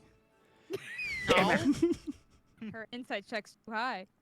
Just do you have the do you have face a question, palm. her? I did. So did your dream mean Leo's gonna burn in hell, like it's metaphorical Oh. flames, or is he actually gonna be on fire? So, I'm not sure. Flames. Was it your fire? Flames normally denote, for the Everlight, like rebirth or redemption. So I don't know. Is I mean, he's an old guy, so that means he's probably done a lot in his life. So like, Really, like Look at him. gross. yeah. I don't know. Have you done like a lot of bad stuff? I mean, stealing from people, is that bad? I mean, that's what Yeah. Hal We was established trying to that do. last night. Running a gang for nearly 100 years? Yeah, no, that's Pretty probably. bad. I think you found your next acolyte. Yeah, Your next I mean, project. I don't know about all of that, but I definitely think that, maybe it seems like the Everlight thinks that maybe you're in need of saving, or maybe your soul is damned right now and you should do something about it.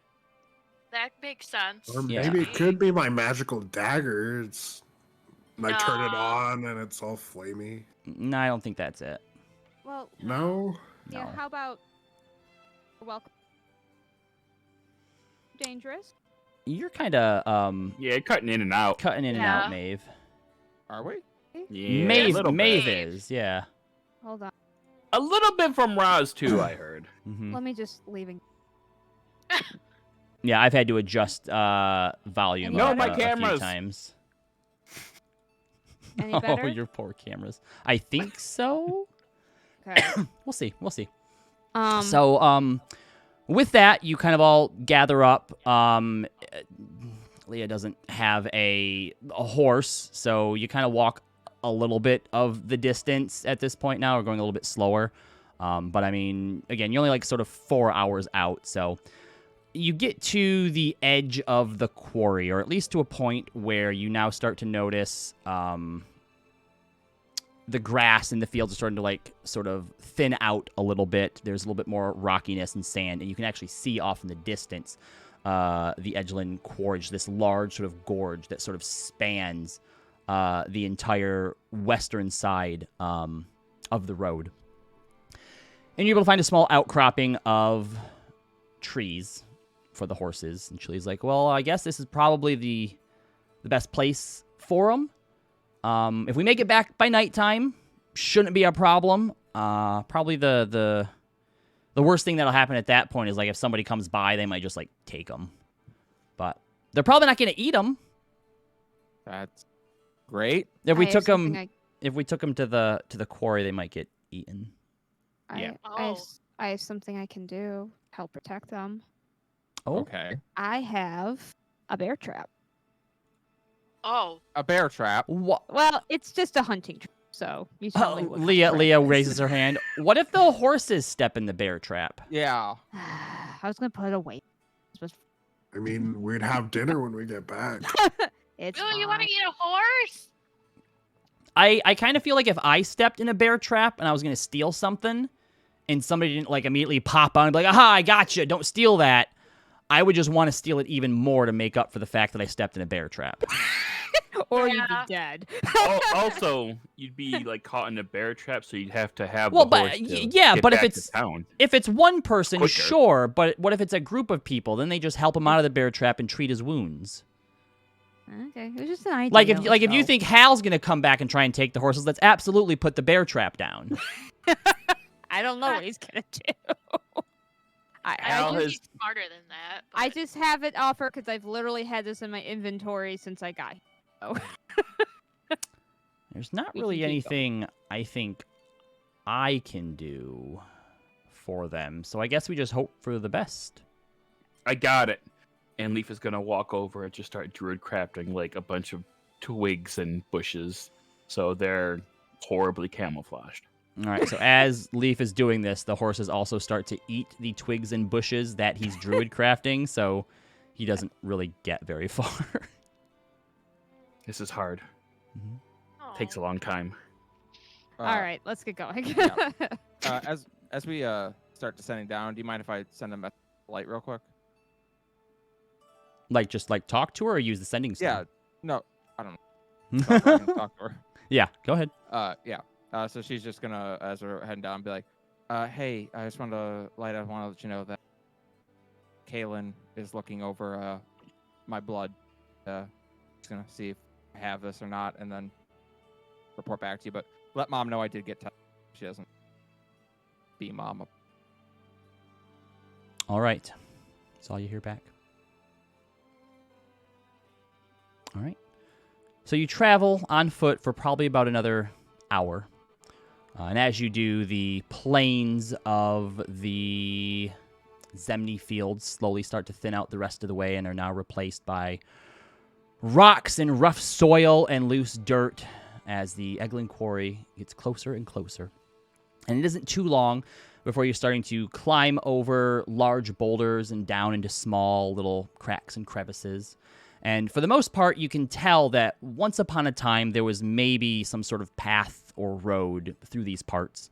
But as Chili kind of goes on to explain to you that this particular part of the quarry was a bit rougher to travel through, and because of the terrain here as well, and the monsters on top of that, was eventually abandoned for some of the more northern regions, which were a little bit more easily identifiable.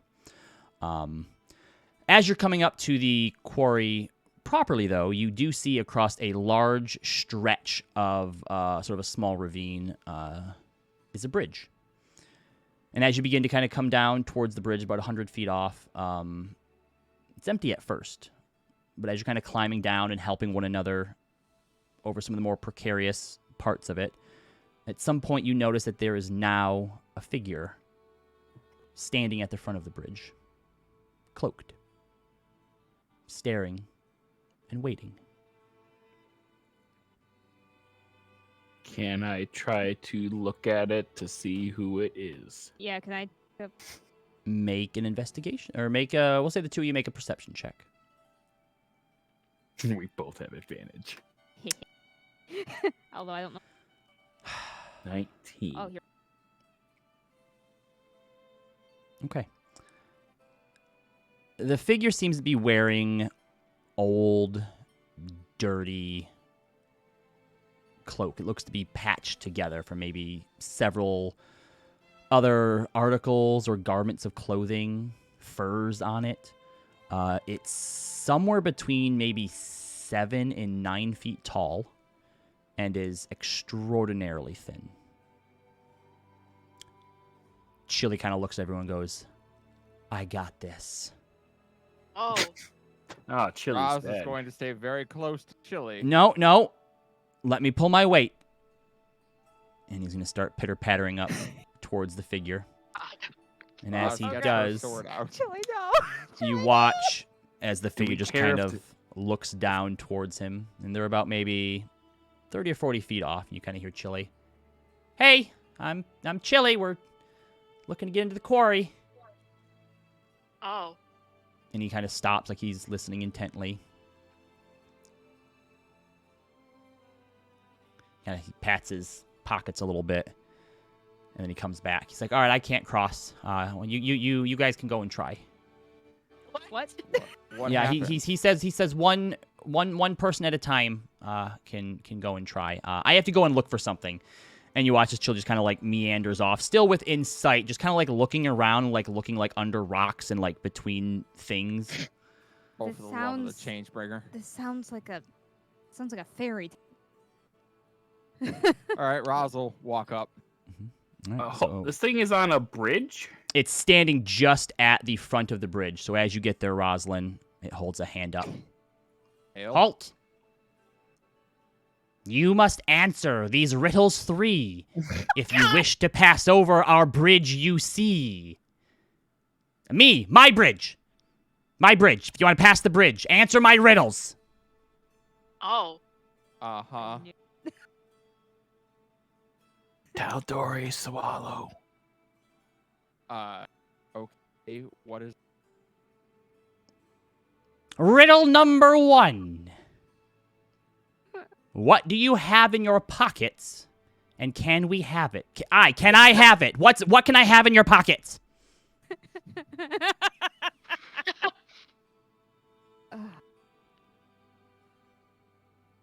Can't How hear you. far across is the bridge? 50 feet. Damn it. I saw you talking, Roz, but I couldn't, you weren't coming through for some sorry, reason. I was going to check my inventory. Oh, okay. Take your time. Yeah, take your time as this figure just sort of stands there gently sort of swaying before you with, like, the cloak kind of billowing slightly in the wind. Roz, Oh, god damn it. Roz I know what blinks this before is. she looks up. Plate armor. I don't have pocket. You have a bag. Not a But you pocket. said pocket. The bag is like a giant pocket. It's not. I answered the question. Next riddle. It turns around. It turns back around. God damn it. Next one. Hey, okay, you can go. And it steps aside. Roz shrugs and walks across the bridge. Steps wanna back in go. place. All right, what do you have in your pockets? That's the riddle? And you have to give us one. Give me something. What's in your pockets? I thought we had to answer a riddle. What is in your pockets, and can we have it? Hermia hands him a dagger. A what? A dagger? A hand comes out of the middle of the cloak and grabs it. That'll do. And turns to the side and Okay. lets you pass. Hermia crosses. And then steps Hermia, back can in I front. have one of High those, five. please? Old man, what is in your pockets, and can we have it? Can I have it? I'm trying my She best. has another dagger for me. Let Nope, me go she grab gone. it from her. Real She quick, gone. What you have in pocket? And I'll come back. Pockets. I go into my chicken pocket and pull out some like 3-day-old chicken. And That'll hand do. it to him. And a hand reaches out and takes it and then steps aside. And lets you pass, steps back in front. You now see Chile comes running back up, kind of winded. And he goes, I found this cool rock. It has like stripes and stuff on it. That'll do. And they take it and Chile walks on by. Gosh. Leaf walks forward confidently. What is in your pockets, and can I have it? Leaf will produce a small bottle of ink that is 1 ounce. That'll do. Lets you pass. All right. Hey. Zana Leave looks to is you, Maeve, and lad. goes, after you. What do you offer to the bridge keeper? Can't hear you. I will give it a copper piece. Takes a copper piece. That'll do. Steps aside. Great. Zana comes up Wait. and Are we gonna have to like do this again to like get back over? It's a Chili copper piece. We'll live. Chili shrugs, and Zana comes up and hands him a round of ammunition. They step aside and just come across. And then as you're all kind of walking and look back over, you see that this being just kind of shuffles over to the edge of the quarry, and as like just a long centipede-like, like it doesn't break off or anything. You just see this cloaked figure kind of like crawl down the side of the quarry and go into like a little like cave or cavern system somewhere on the wall of the caves and vanishes. What did Leah give? Oh, right. Leah gave a ration. Boring. Well, that was weird. What did Luster give?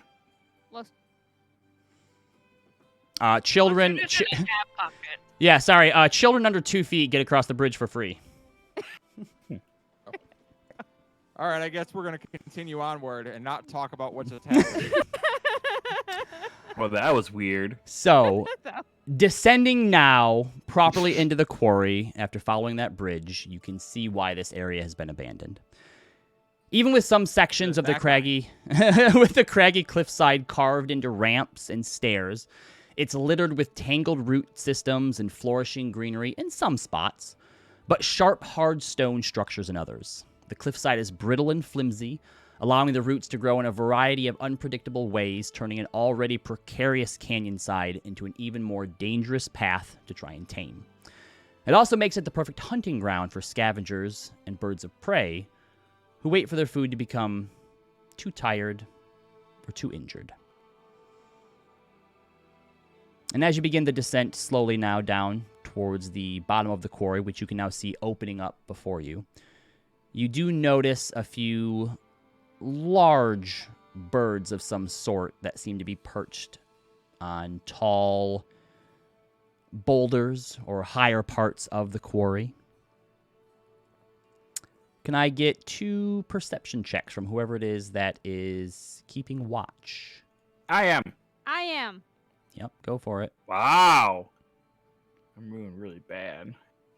27. Oh, and Leaf with a 12. All right, so Leaf doesn't notice. But Maeve, you do. You notice that there are a few weird sort of nests, like large nests, like even larger than what you think these birds would use. And you've kind of walked by a few of them, and there's crude, almost tools that are in them. Like someone had made them, like almost like a small hammer or like a pick of some sort.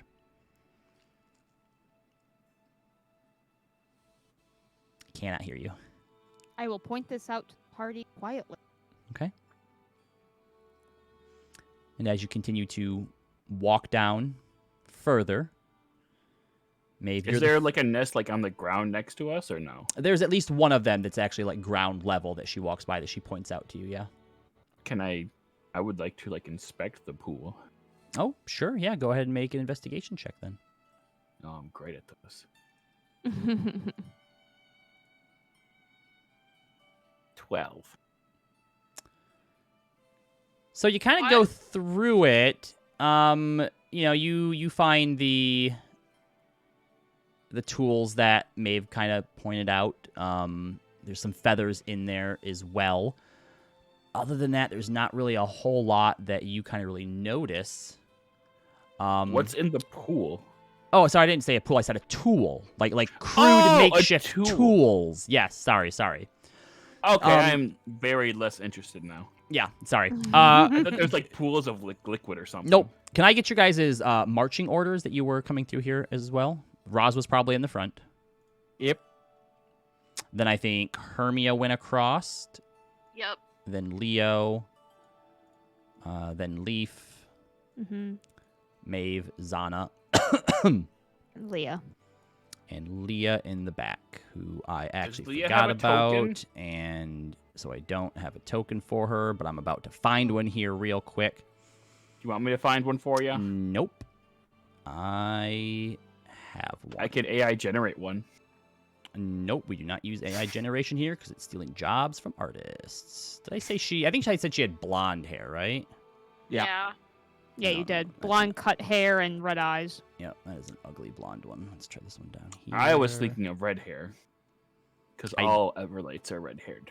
I do have a red-haired token that I was thinking about using, but then I'm like, wait, I said she was blonde, and now I'm probably not going to have a good blonde token. I have a few, but they're kind of crazy looking.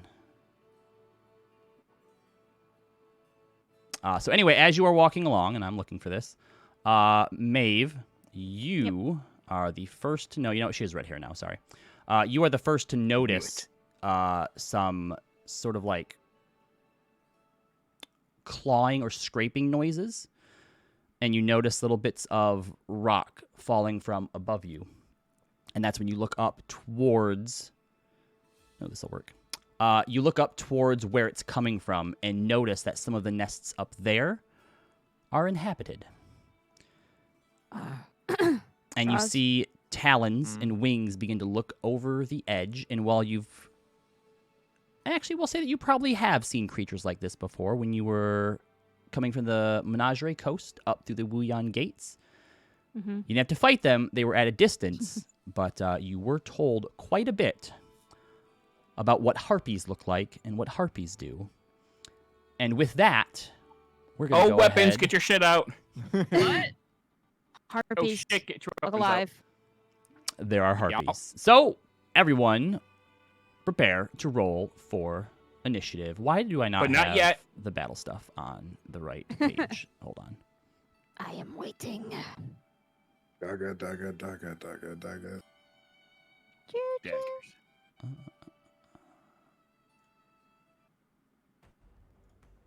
There we go. Bring us to Yes. the right page.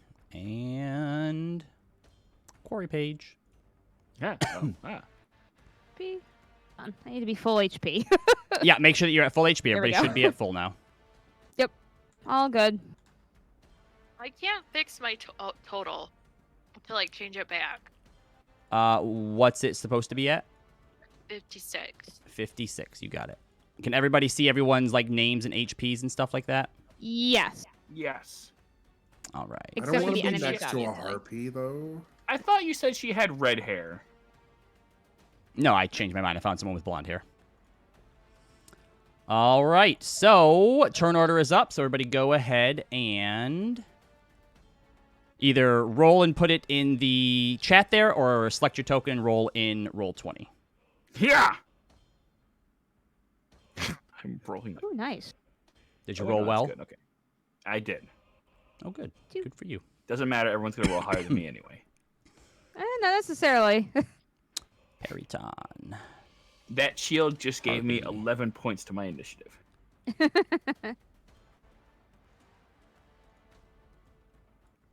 All right, let's So see. is this Maeve a is on there. flip Leaf is phase? on there. Yes. Yep, and that's about 15 feet up. So we will We were need down it. Zana. Robbie, Maeve is already up there. Leaf is already up there. Yes. do you remember Do I remember what? back in campaign 1? Drea's first little companion was a Periton. That was that awful. You know what? turkey Yeah. thing? Yep, you're right. The awful turkey thing.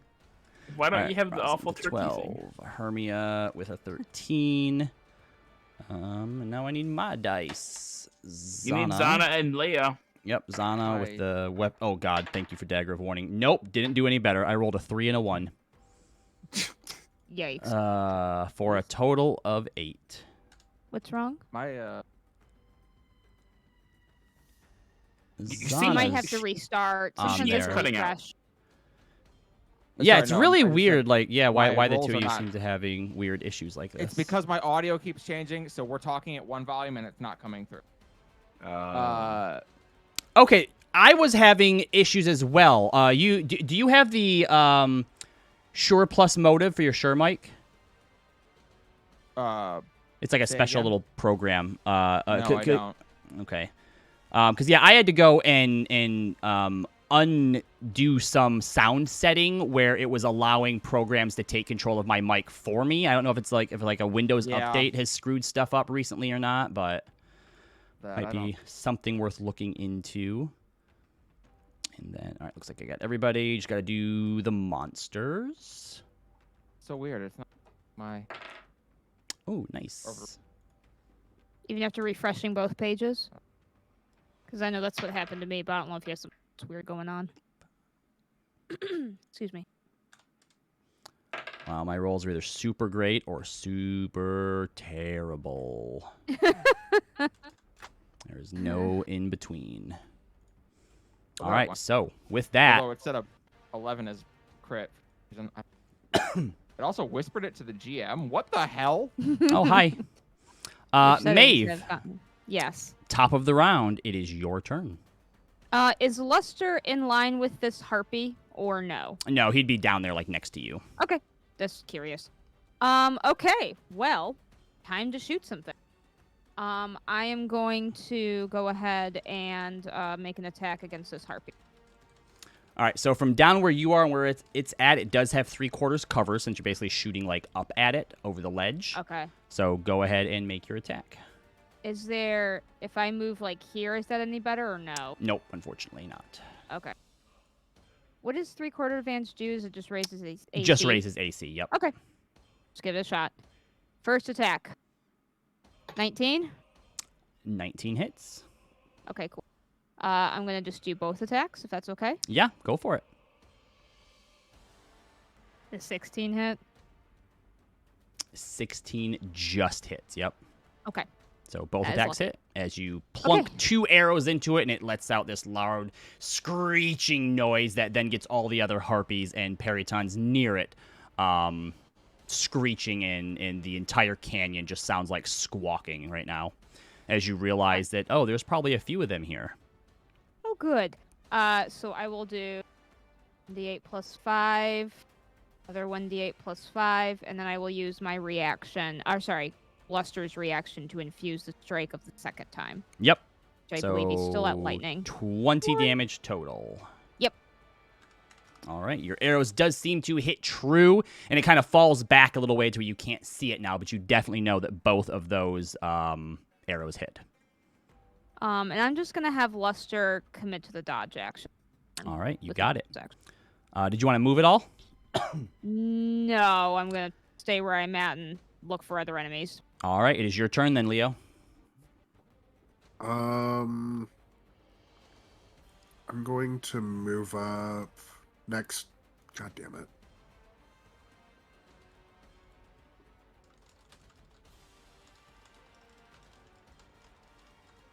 I really hate this program sometimes. I'm going to move up next to Rosalind, use my bonus action to give her advantage on her next attack, and then I'm going to hold my attack for whatever comes towards us. You got it. All right, on to the Harpy's turn.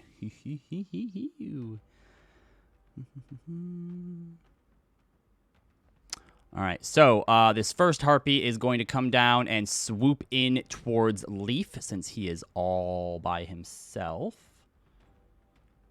And is going to multi-attack.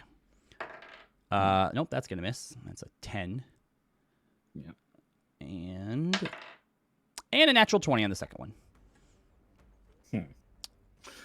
It's okay. It doesn't do a whole lot of damage. Okay. As it claws you for 9 slashing damage. Oh, that's it? Yep. It then begins to sing this magical sort of melody. Like they were kind of like squawking and screeching at first, and after it comes down and claws you, it just begins to emit this harmonious sound that is almost angelic to your ears. And I need everyone to make a wisdom saving throw. Elves and those immune to charm or whatever get to do it with advantage. And I'm not sure if Kalishtar are also immune to that or not, but Immune to what? Charm. charm effects. No. Okay, so On wisdom save. okay, well This you get wouldn't advantage happen to to do be that. a magical sleep effect, would it? It is not. It's just a charm effect. Damn it. All right, Going Zana to saves, info on this. and 16. Leah saves as well.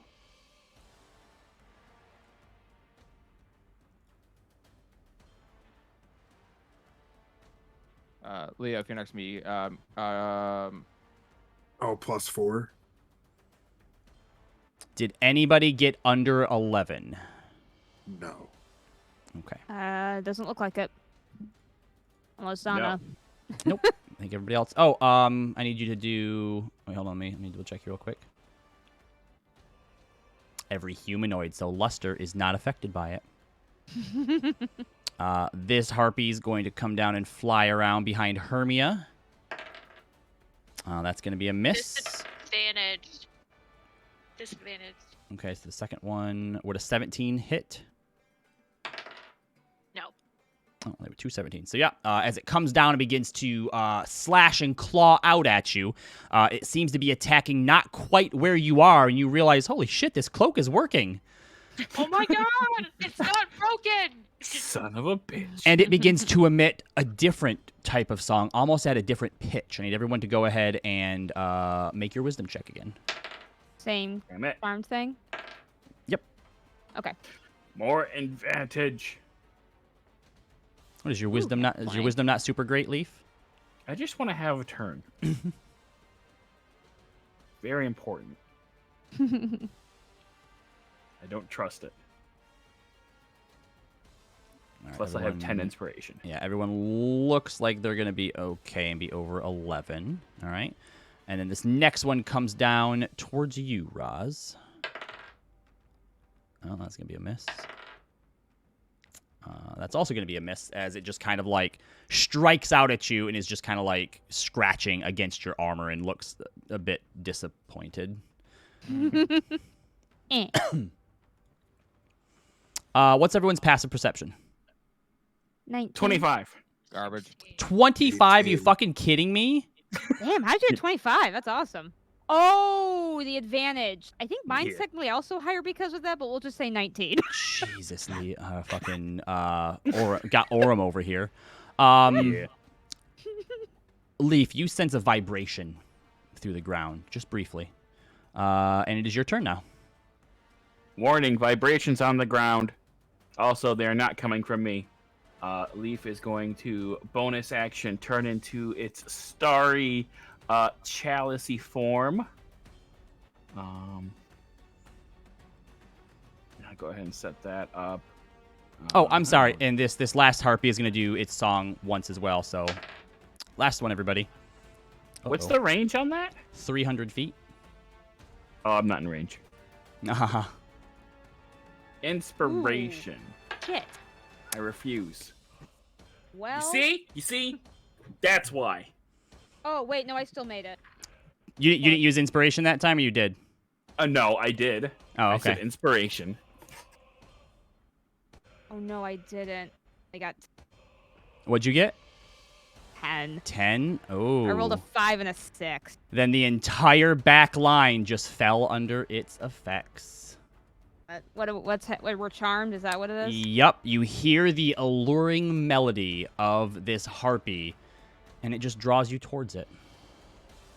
So Okay. if you take any damage or at the end of your turn, you may repeat the saving throw. But otherwise, you use your turn to make your way towards the harpy that you can hear, which is the one right down here.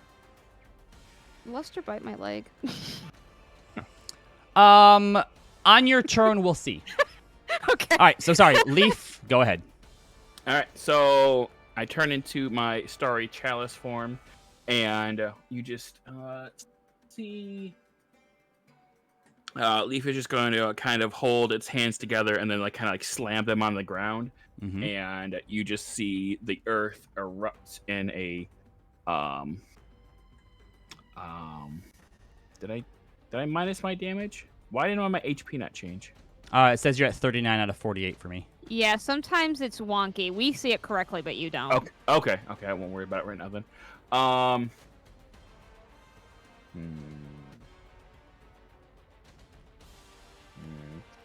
Hey Hermia, how good is your dexterity? Terrible. All right, fine. Plus 2. Okay, fine. Leaf is going to have just this ground erupt and churn. Let's see. 20-foot cube. So that is this. Mm-hmm. Everything in that area has to make a dexterity saving throw. These things are flying, Leaf. Oh, they're flying? Yeah. Oh, well then I'm not gonna do that. Fine. Casters, man. Why can't they be ground harpies? What the fuck? I Fine, mean, you know what? like, they Fine. can land on the ground, but they basically came down just within range of you and then, like, clawed at you with their talons. Alright, so I'm just gonna move back. Opportunity attack. Yeah, I don't care. It'll miss. That's a natural 20. What the? It does 2d4 damage. See, this is why I should have bought the adamantine armor. That's going to be another 9 slashing damage. That's fine. Do That's you why I moved back first. Do you What? concentrate on your starry form? I do not. No. Okay. It's not a constant. I'm Thank going God. to upcast my moonbeam and Nice. just drop it down. We'll make it this color. Right. You're up next, here. Hermia. And they take damage at the start of their turn, right? At the Yeah. start of their turn, not on cast. Yep. We- All right. Just explored that last night. Yep. Is that the end of your turn, Leaf? I move back 2, 3, 4, 5. No, actually, I'm just gonna stand right there. All right. Yep. Hermia, it is now your turn. As this So large is this- moonbeam suddenly just materializes in front of you, and you start to see like sizzling come up off of the harpy's skin and feathers. Okay, so this spell, like, if I get into it, it's gonna hurt me. Yes. Yeah, you don't want to do that. Oh, so I can't even fucking hit it now. You can hit the one in Um, front of you. Yeah, you can hit this one. Okay, I can hit it and I'm not Yeah. gonna hurt myself? Yeah, yeah. No, You just you- can't move you can into be the in square. the square. Yes. Yeah, you're fine. Okay. Yeah, it's very Okay. specific. Okay, I'll hit it then. All right. Go ahead and roll. As you bring Foamir out of his sheath and strike towards the harpy. For Chad! Stop. Hold on. So 15 plus 8. That hits. Yep. Does an 18 hit? Yes, it does. Go ahead and roll damage. Okay, they both hit. Okay, cool. Yep. Rosalind, you glance back over your shoulder and see Hermia take out her sword and begin to swing into the harpy, strike by strike, each landing true. Yeah. Okay, 10 and 9. 10 and 9. You slash down across its shoulder, and then once across its midsection, it lets out this painful screech as you see that telltale sort of black scarring that your sword leaves behind on living creatures. Anything else you'd like to do? No, I'm good. All right. Rosalind, it is your turn. So Rosalind's gonna see that the rest of the party got charmed by the harpy in Mhm. front of her. She's gonna glare at it, cast silent. I assume that is a saving throw of some kind? Wisdom save. Wisdom Come on, save. command. Not super great at wisdom. Yep, wisdom I save. mean- Her save DC is 15. Oh boy. All right. Big rolls, big rolls, big rolls. You know what? I'm going to use my inspo from earlier. Why? That's 2 16s. So it saves. My turn. All right. So on Zana's Oh, turn. sorry. Oh no, I can't. No, I mean, you still have like movement or a bonus action if you want to use it. I don't have any bonus actions I can do except Right. cast, and I can't cast it. So you watch as Zana just starts moving forward into the moonbeam. 10, 15, 20, Don't go in there, Zana. 30. What does she roll? Is, Con, I think. Constitution 16. That's a fail. Go ahead and roll damage. Yeah. 20 damage. All right, so Zana takes 20 damage as she just walks into this moonbeam and then gets to repeat her saving throw. And makes that one, and as it starts to burn, she just kind of snaps out of it and is like, what the hell? And then Leah gets to make hers and fails, so that's 20 damage for her as well. Fuck. She does not have a lot of HP. Yeah. And still No, fails actually, her wisdom save. As my reaction, I'm going to use Wild Mother's Embrace to kind of grab Leah and pull her out of the moonbeam. Okay. How far do you get to pull her? Is it 10 feet? It's 10. I mean, either way, 10 you feet, can, yeah, you can basically do it like right as she comes in. So she is unfortunately, after taking the damage, still charmed. But at the end of her turn, makes it. And actually, since Zana walked in and then got hit out of it from the damage, she's pissed. Hold on. I also heal her Yep. for 14 damage. Oh, that's a good heal. Yeah, So that is at- a good heal. So yeah, as you pull her back out of it, she goes, "Thank you, but didn't you also do it?" And Please do not walk into hazardous areas. let's see, Zana. What is she getting? She's kind of right next to this thing. Ah, fuck it. She'll just shoot this thing at disadvantage then.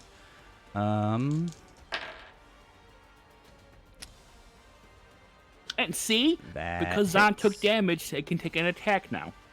Yeah. See? She does Strategy. 19 as she blasts this thing in the face.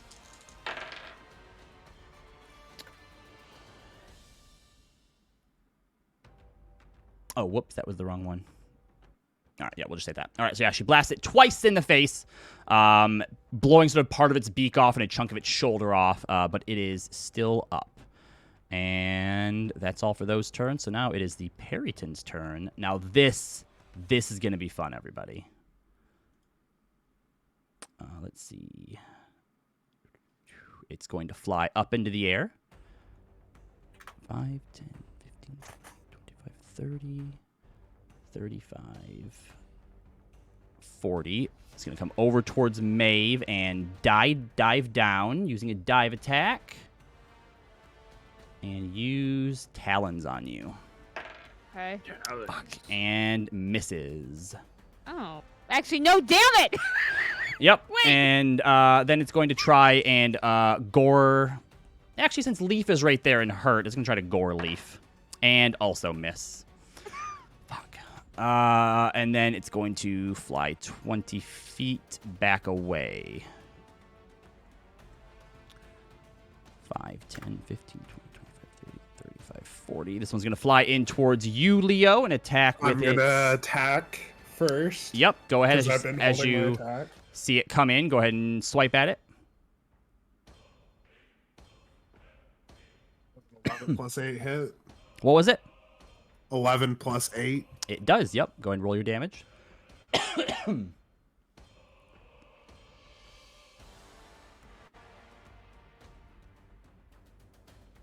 Fucking D4s. Big old D4s. Thank you, Frost. 7 dagger damage, and I'm using the fire dagger, so Got it. it's 2d4. 3, 4, so 7 fire damage on top of that. So 7 dagger and 7 fire damage. Yep. All right. And then it is going to attack you with its talons and miss. That's lame. And then with its beak. Use your inspiration. And I don't suppose a 14 hits you, Leo? That misses. Yep. And then it unfortunately. will fly back away. It's going to come up this way. But because of a special ability, it has called Flyby. It does not provoke opportunity attacks. Fair enough. I meant for, Oh. Maeve. I think it's just the 2. Yeah. Yep. Maeve, it is your turn, and that sweet, alluring song is just urging you to walk towards it. Well, no. Can Lester bite me? Have Luster make an insight check as you begin Okay. to walk forward. Hold on. I actually don't know what he is. Oh, well, if he's not trained in insight, then he must have a +5. Was do that. 14. 14. Yeah, okay. So as he begins to walk forward, he realizes, whoa, something's up. He's coming towards you. Have him use his action to make a bite attack on you. Okay. So he has to hit me on a bite attack. He does. Yep. Damn it. All right, Lester. I need you to hit me, please. No, Lester, no! He reaches up to nip at your heels, but you're just a little bit too fast as you walk Okay. into the moonbeam. Make a Constitution save. All right, I'm spending inspo. Okay. Zap. How does it feel to have done more damage to your allies than your enemies already, Leaf? Oh, it feels good. Yeah? I mean, it's bad. I should not do that. And to be fair, I healed some of it. You did. I did not think I rolled enough. I only rolled 14. So I'm Yep. pretty sure All right, that- go ahead and roll your moonbeam damage, Leaf. And Maeve, you can make another wisdom save now. At advantage, because it's charm effect. Zah! 16. Okay, well that's 20 4. All right. The moonbeam damage snaps you out of it. You take 16 damage. All right. You have 15 feet of movement and your action and bonus action. Give me a. So, I get. Okay, that harpy right fucking there, but I get disadvantage attacking it, and if I move, I get attack of opportunity. Yep. No, I already provoked it. Ah, so. true. Yes, the one next to you doesn't have its attack of opportunity anymore. You're Okay. welcome. I will then move back. I am going to be very upset. Fortunately, I can't have Luster do anything because he already did his action that didn't even save me. Luster pie. All right, 12 misses, I'm guessing. 12 hits. Oh, it does hit. Yep. Wow. They do not have great armor when they're up close. I am very lucky. I'm just going to do my next attack too. Okay, I'm guessing 16's good. Both of those hit. Yep. So go ahead and roll your Okay. damage. So 20 total. Oh, I'm so assume it's sorry. I just didn't mean the to roll that. first two. Yep, that's fine. Damn it. Sorry. Nope, I didn't nope, hear it that I you're- rolled a second. Yep, you're fine. can And I- so, because Luster used his attack action on, or his action on you. Yes. Yep. So can I use his reaction? Sure. Yeah. Okay, cool. An additional 4.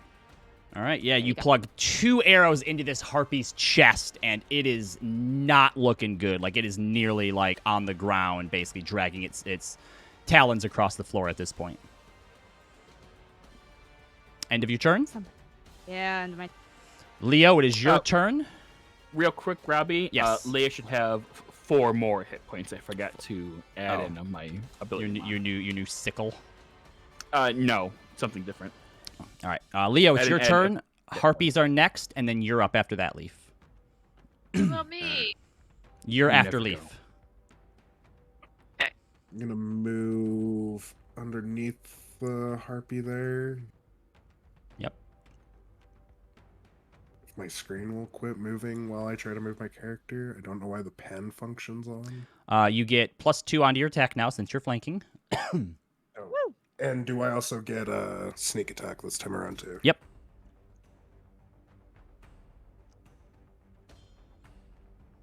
It's a 14 plus 8 hit. That hits. Go ahead and roll your damage.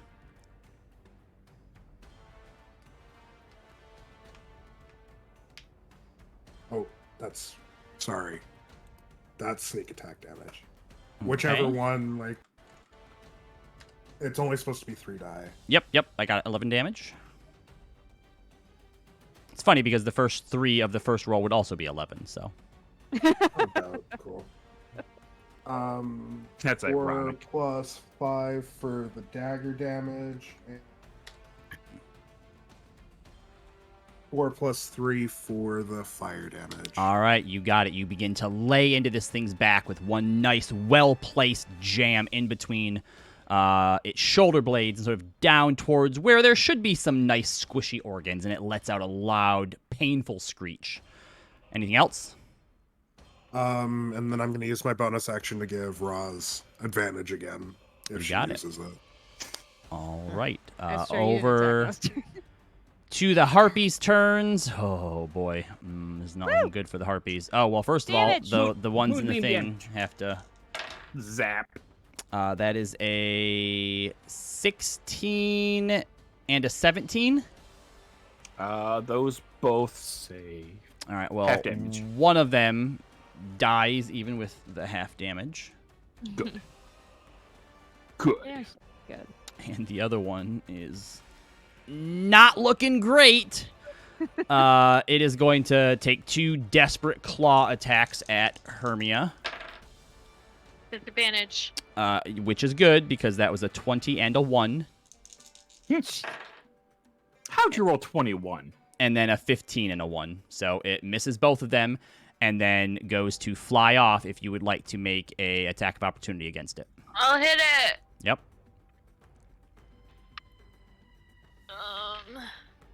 I missed. What'd you roll? I got a 3 plus 5. Or plus 8. 11. 11. That meets its AC. Go ahead and roll your damage. Oh, Okay. Yeah, their AC's really low. Yep. I was very surprised. That is. I think. 10. 10. All right, so as it goes to fly away, you strike forward with a stab, piercing into its back, and as you pull Foamir back, you watch as this dark aura, this energy, is pulled out from it. The harpy seems to go pale, like its wings lose actual color before it falls to the ground, limp and lifeless, and you see its soul pulled into your sword. Oh. And then That's over weird. here, the one between Roz and Leo is going to, in a panic, sort of slash out at each of you with its claws. Roz, a 16 misses, and Leo, a 5 misses. And then it will begin to fly away. If you have your reaction, you can take an attack of opportunity against it. Definitely will. Does my advantage that you just gave me count for Yep. on a attack Yep, option? yep, whatever your next attack is. It does. What'd you roll? 2 and 4. What'd you add, though? So does a 10 hit? Did you add and plus does- 2 for you get flanking? +2 for flanking as well. No, you don't because it moves. Trigger your opportunity attack. Oh, right. If it's a 10, unfortunately, you do not. You just miss. I rolled Leo, 2 and 4. gotcha. And Leo, what do you get? 8. 12 plus 8, that Sure. hits. Yep. Dagger damage is 6, and fire damage is 2, and another 2, so 4 fire damage and 6 dagger damage. So 10 total. All right, and it flies away as you do get one dagger just in its shoulder blade. I apologize, Leaf. I may have fibbed. You are not after the harpies. As you hear the ground rumble and shake again, everyone's attention is now drawn to the bottom of the gorge, where you see a hill giant begin to move up Oh. towards you. Oh. Bo. Where is it? Oh, God. Oh, that's big. And Move the moon, you babe! can can still see from where you are. You can see from about chest up as it's down on the ground there, and it reaches down and it picks up 2 rocks and is going to huck them up at you. Let's see. We'll say from where it can see, 1 at Maeve and 1 at Zana. Maeve. That hits. 17 plus 8. And for Zana, it would be 16. That does not hit. So Zana manages to duck, and the boulder smashes against the wall. But Smash against Hermia. Maeve, you take... Ooh.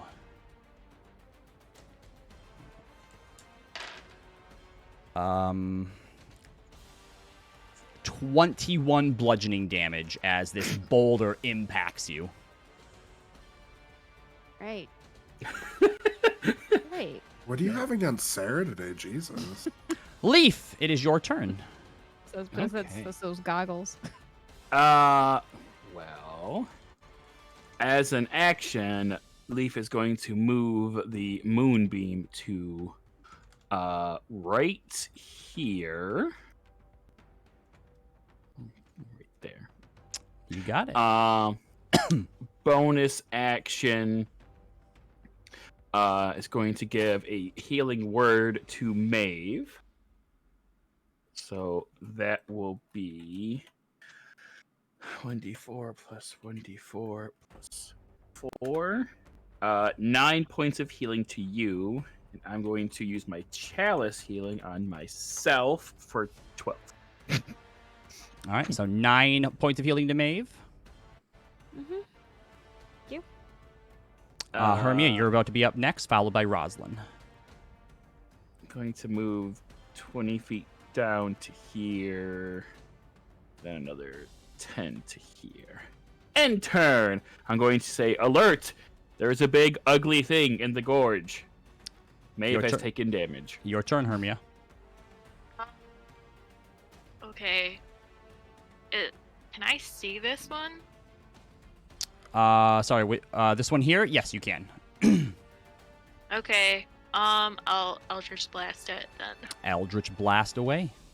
Eldritch Blast.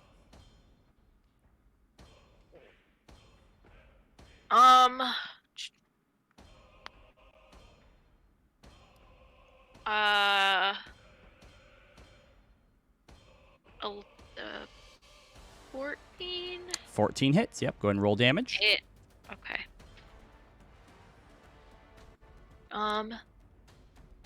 8 plus 5, whatever that is. All right. 13. You hit. It's not quite enough to finish it off if you want to throw your second one at it. The second one was 19. That hits as well. Okay. And I think even with your mod, there's no way you cannot kill this. So you are able to blast it out of the sky with your Eldritch Blast. Okay. Would you like to move at all or use your bonus action? I don't know. That's fair. I will move right here. All right. Roslyn, is your turn. What kind of drop is? From there, that's about a 10, 15-foot drop. All right. Roz is gonna call out, take care of the birds, and run 5:30, action to dash and jump down. All right. Go ahead and just make a dexterity save for me.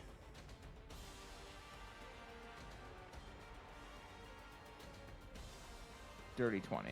All right, you're good. And then she will bonus action compelled duel on big guy. That's a... Wisdom save. That is a 17. Well, that saves. I mean, don't worry, he's not going to be very picky about who he hits. Fair enough.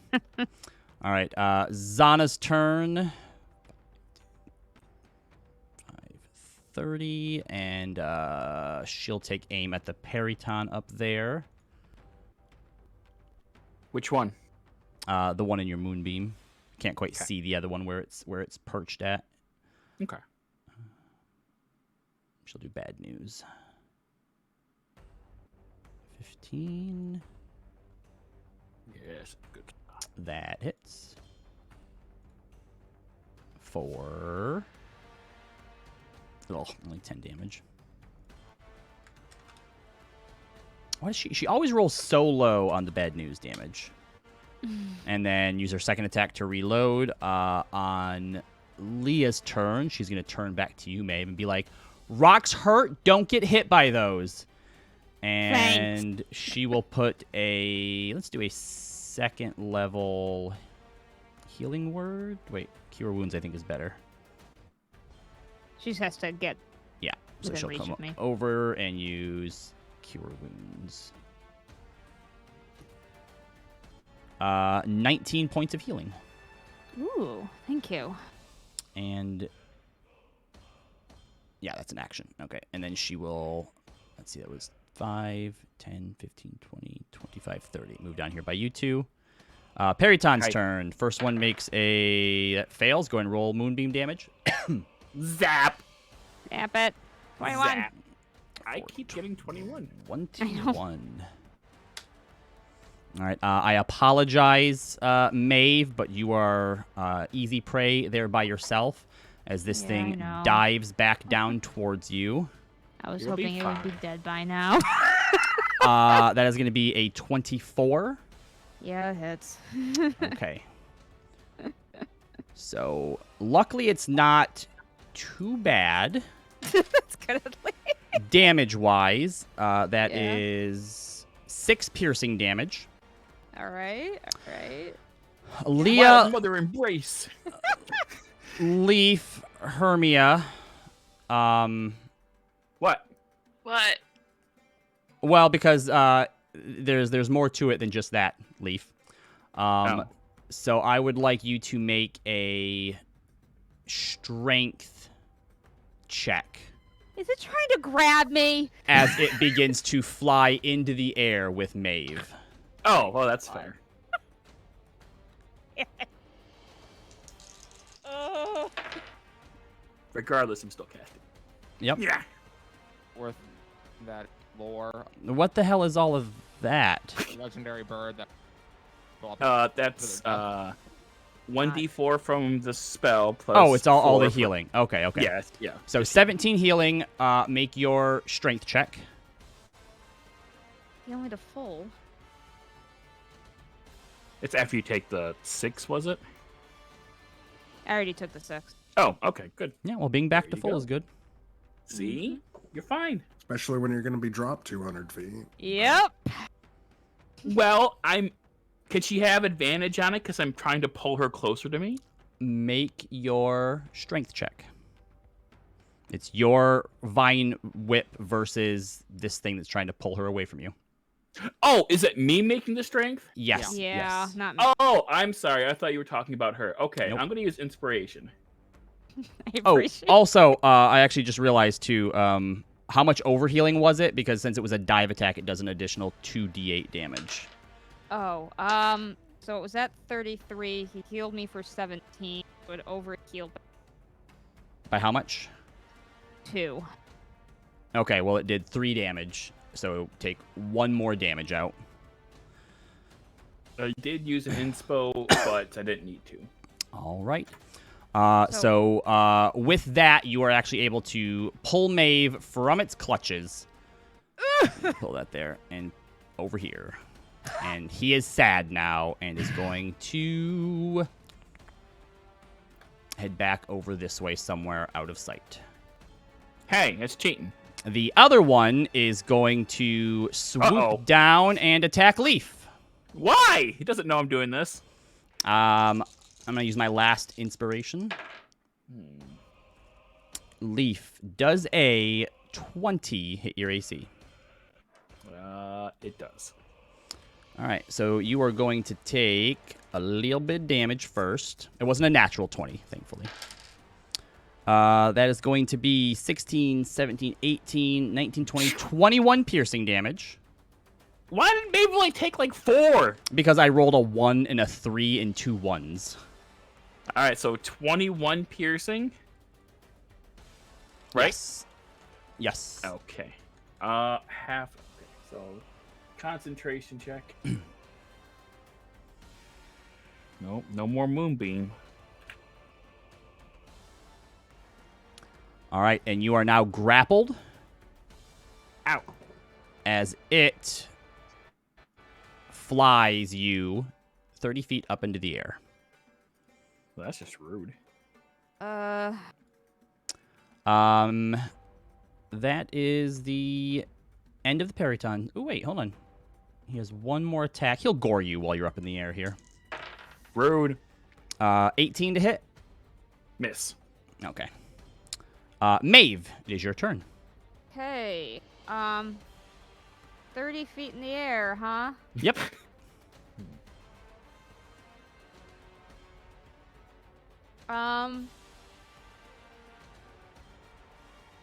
Okay.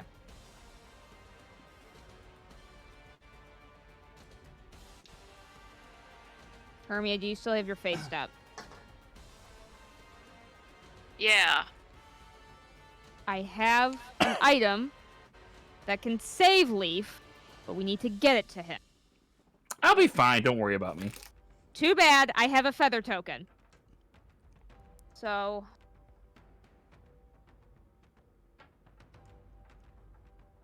I'm gonna hand Hermia feather token. Wait, Alright, we'll how s- high is he? We'll say 30 that is feet in the your. air. We'll say that's your bonus action. It's 30 I feet didn't- in the air, Oh, okay. right? Yep, 30 he's feet in the 30, air? 30 That's- feet in the air. Okay. You're the only one that can really, ideally, well, you can't come back, though. No, it's not like a teleport. I just am suddenly 30 feet in the air. She goes Alright, up. She gives the token to him. Leaf falls like a feather, and then Hermia falls like a rock. I can give you both feather fall. I have 4 tokens. It's a lot to do. If you were to do that, I'd say that'd be your full turn, basically handing out the tokens to her. Also, I don't know, like, so I have to somehow give it to him. Like, I'm gonna be just falling as soon as I get up there. That's why I would give you a feather. Well, I know, but like, how? I'll be fine. Just try killing it. All right, so your 6 seconds of free talk is over. So what would you like to do, Okay. Maeve? I guess 30 feet could kill him. 6 for every Mm. feet, right? Yep. Oh, no, it can't. No, I couldn't kill him. Okay, fine. I'll shoot the. All right. Yep. Go ahead and make your attacks. 17, That hits. Use me as a shield. 24. He's like, protect yourself, Perryton. That hits. I know you're just trying to survive. It's not your fault. Melora's blessing be with you. So instead, I'm going to be using my favored foe for an extra 1d6 damage. Yep. So Go ahead that's and gonna roll it all up. I'm just.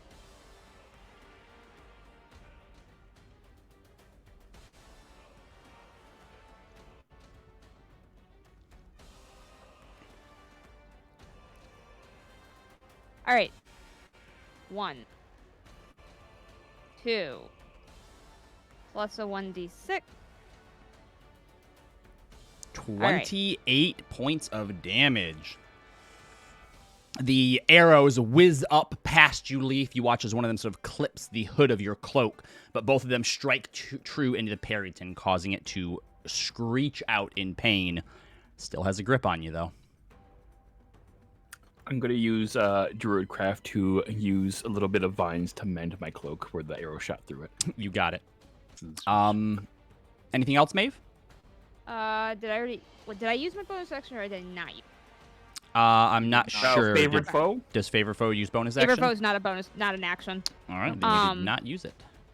The only other thing I can think of, so with where I'm at, is Leaf farther away than like a 30-foot spell? Yes, based on, I think, is it the Pythagorean theorem? He would technically be a little bit further away.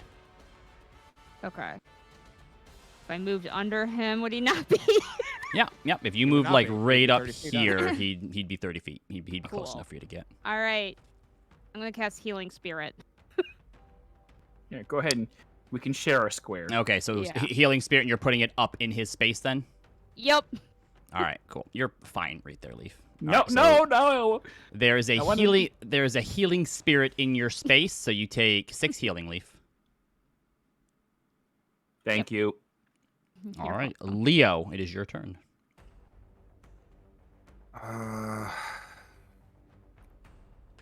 Do I see that Rosalind ran after the hill giant? Oh, absolutely, 100%. Oh yeah. I think we Okay. all did.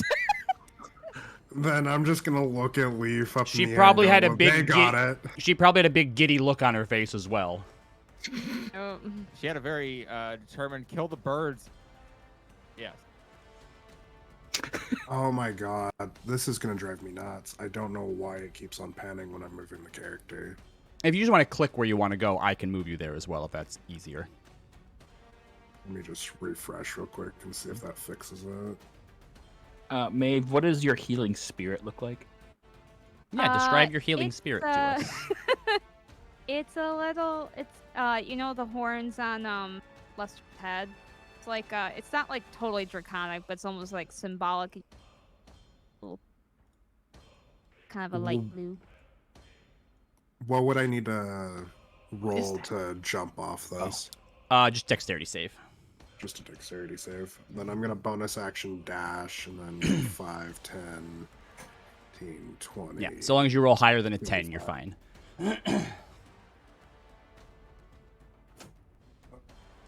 6 plus 5, I believe.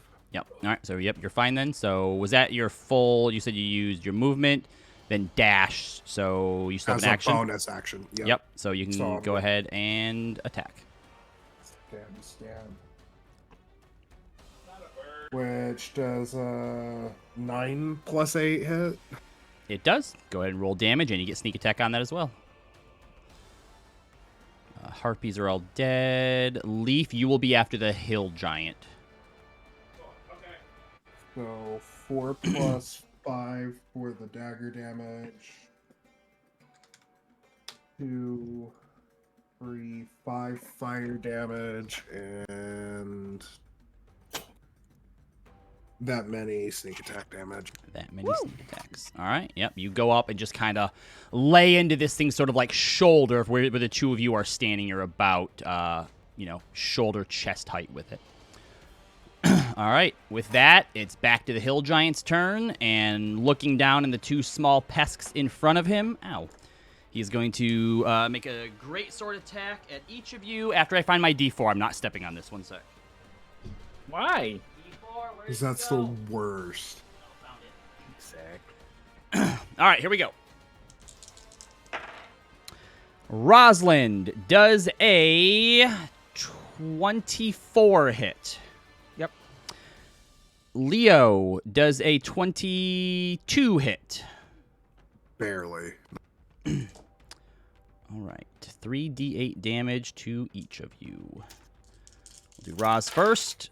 Oh my god, there were 2 1s in that. Ooh, it's for all those 20s you had earlier, I guess. 14 bludgeoning damage to Roz. Oh my god, I'm so bad.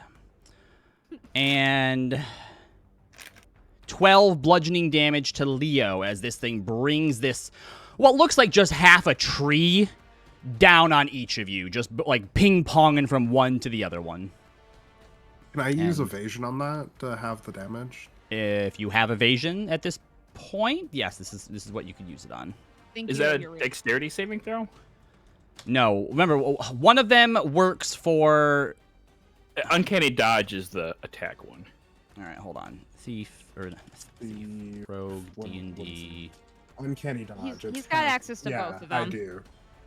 Uncanny dodge. I was saying, I don't think he has access. Yeah, he doesn't have access to them yet. You get evasion Oh, really? next, so you have uncanny dodge. Yeah, that's what I meant. Sorry. And yes, so this uses your reactions. You won't have your reaction after this, Yeah, but yes, you can use it that's to fine. have that. So you only take, what did I say, 12? So you take 6 damage. Leaf, it is your turn. You are being Okay. held. Also, I believe, Maeve, can't you use Healing Spirit again on him since he's in that space? Yep. So if you want to Hooray. heal him again for Healing Spirit, you may. 6. There will be 2 left. All right. So 2 more heals, charges. Leaf, and then what would you like to do?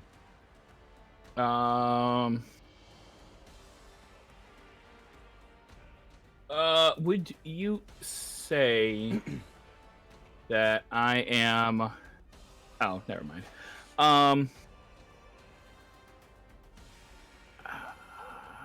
I'm going to cast a healing word, first level, over at Zana.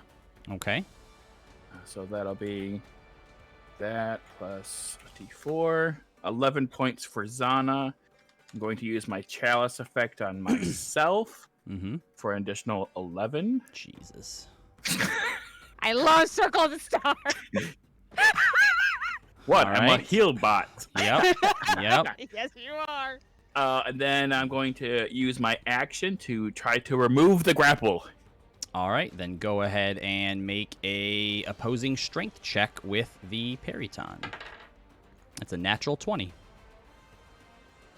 I will not use An inspo. I will not bother. All right. You kind of struggle a little bit, but the talons are dug into you real good.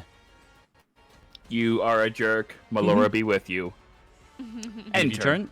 All right. Hermia, it is your turn. What are you going to do? I don't know. Now you blast him. What? Just hit it? You can Yeah, blast the just kill it. Periton, or you can Okay, go help, I'll hit it. or you can go help the I'll kill hit the giant. bird. I'll hit the bird. All right. Go ahead and make an attack roll. Oh. So I rolled both of my attack rolls at one time, and they Yep. both are 20. Okay, so with that, you are easily able to blast the Periton out of existence, and then watch as Leaf falls 30 feet to the ground and takes... I get a saving throw, bro? No. Not even with disadvantage? Nope. Why? You're made out of rock. Because it's 30 feet, Metal. and you were just dangling there. You take 14 bludgeoning damage as you hit the ground and are prone. I got a 17. You still So take... I take the damage, but Yep. it's in a 3-point stance, and it looks really cool. In your head, the rest of you see him face plant into the ground. All right, Hermia, you still have your movement if you would like to now move closer to the hill giant. Oh. How do I get down there? Everyone There's a else thing is... right here. Yep, there's a ramp down here, or everyone else has just been coming over here and jumping off the edge. Like a bunch of suckers. So where'd you say there was a ramp? To the south, right down here. Ah! Oh, okay. Okay, I need to zoom out. I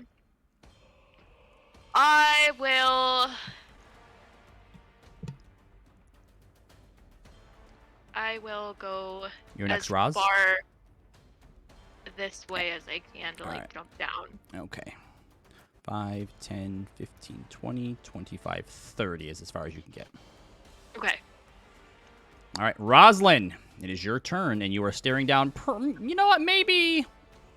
I think probably one of the biggest monsters you've ever faced, actually. We fought one of these before, dude. I don't... Isn't this what we fought in the after our last portal fight? Wasn't that what that was? Big monster in there with the big club? No, that was a cave troll. Not quite this big. That was about 10-ish feet. This thing is like maybe 30 feet tall. Rosalind is try to. Does a 13 hit? A 13 just hits.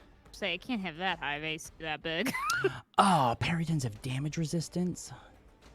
Sad face. What? Yeah, apparently they have That damage is, resistances. How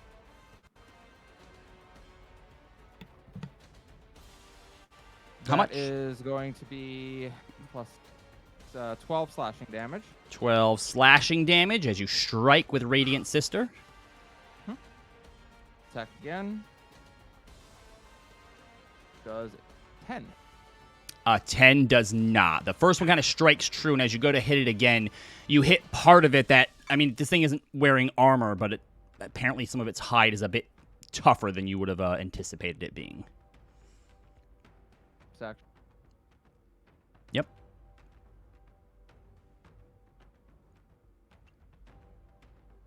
All done? That's it. All right. Zana is up. She's going to get my ray out here on the edge and fire her bad news. For a 13, which just hits. And does not do a lot of damage. Oh my god. Why are you hear rolling like huge- garbage against everyone? Because I'm Except rolling me. in... Yeah, I'm rolling in D&D Beyond for Zana.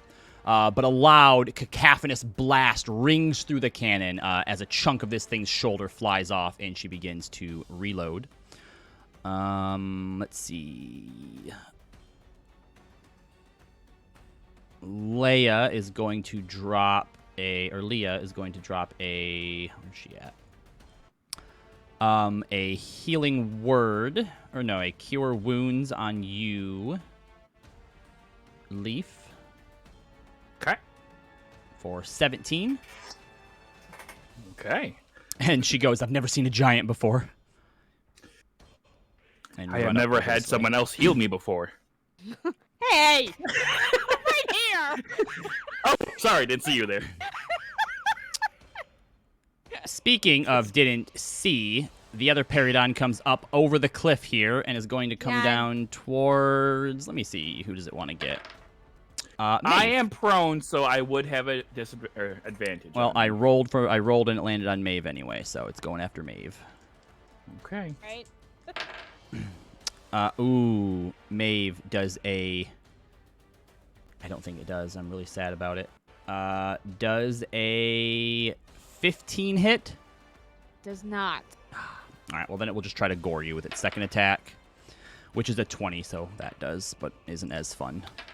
Hold on. I'm going to use a reaction to predict a classic omen of woe against it. Okay. Hold on. I gotta click on it. Yep. I don't ever use this ever. Got it. That? Nope. That Well, one?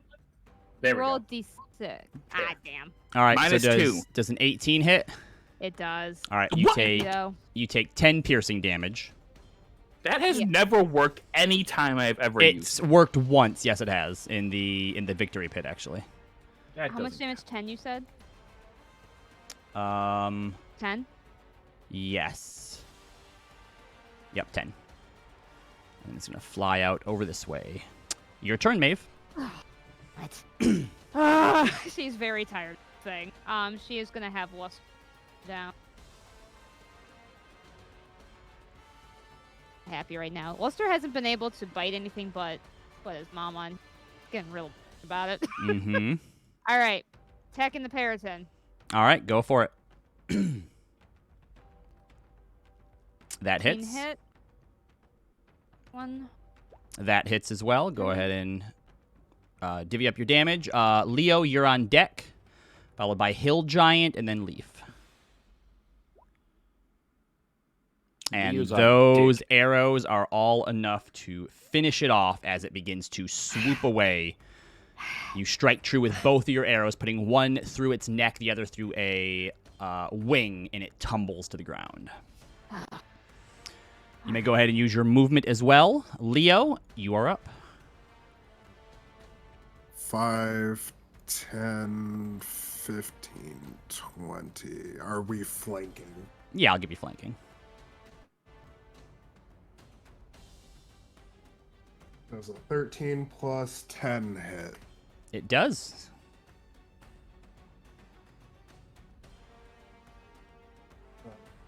It's 9 dagger damage. Yep. 5 fire damage. And do I get sneak attack? You do. Not All many right. sneak attacks. As you jump down the stairs and run around behind it, slicing at the calves and the tendons. This thing kind of like is looking down for you and kind of wobbling around from all of the attacks that you and Rosalind have put into it. It is bleeding pretty profusely. And I'm going to use my bonus action to give Rosalind advantage. All right. It can't quite see where you are now, so it's going to focus both of its 2 attacks at Rosalind in front of it. The tree comes down on you, Rosalind, and it is hardy, but with your new magical shield that you were... Wait. Yeah, you guys went and picked all that stuff up. Yeah. It definitely doesn't feel as oppressing as attacks in the past have, and you were able to block both of its great club swings down on top of you. Leaf, your turn. All right, Leaf will stand up. Oh, take a heal. That thing's still way up in the air. You'd have to move Yeah, it it's in down. the sky. Oh, Yep. I was. Sorry. That's fine. I don't need healing. Leaf is going to stand up for 15, move 15 to right here, and is going to just go ahead and launch a guiding bolt at the hill giant. I can see it from here, right? Yeah, you can just see the top of its head. All right. Huzzah! 13. Just barely hits. That's silly. All right. Well, that'll be a cool 14 points of damage. You got it. And Hermia will get advantage on her next attack against it. All right. Speaking of Hermia, it's your turn. Do you want to move closer to the hill giant? No, What? Huh? I'm afraid to get hit. You moving up there or not? No. As you move to right here, your sword goes, don't you even think about throwing a spell at that thing. Okay, I'll go towards it. Make a dexterity save as you hop down. Oh god. Oh, that's not bad. 19. Yep. All right. So you hit the ground in a 3-point superhero landing and come up next to Roz. Go ahead and make your attacks. Hey, here I go. Here I go. What's this?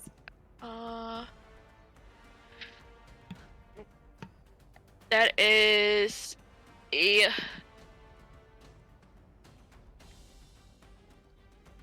hold on, I'm having a really hard time. 16 That hits, yep. and a 19. Okay. Both of those hit. Go ahead and roll your damage. It's a 10 and an 8 plus 5.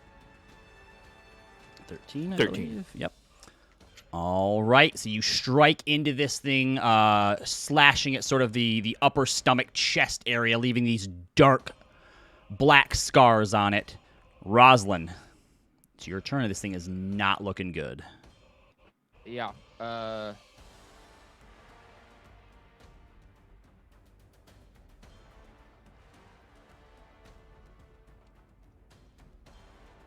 Yeah, I'll just...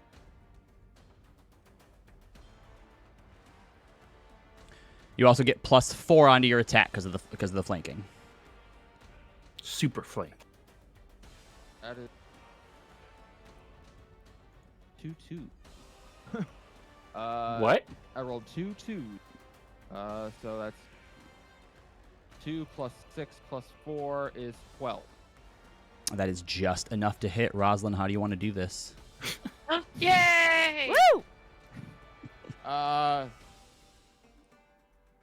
Yeah, I guess Roz will dive forward and jab up. So you all watch as Roslyn basically just propels herself forward, realizing how light this plate armor is compared to even the old stuff that she used, and is able to mantle up onto the stomach of this thing. So she's standing just on the stomach. It begins to teeter back. Leo, you're able to jump out of the way of it as it starts to kind of like fall backwards as Roslyn's putting her weight on it, and jams Radiant Sister down into this thing's throat and rides it down like a tree as it collapses onto the ground of the quarry behind her with a loud thud. Dust and debris up all around it, and as it clears, you see her put her shield into its throat, pull Radiant Sister out, and then look back towards the rest of you. And from up near the top of the quarry, you hear Chili. Is it safe now? And that's where we're Yes. going to go ahead and end tonight's session.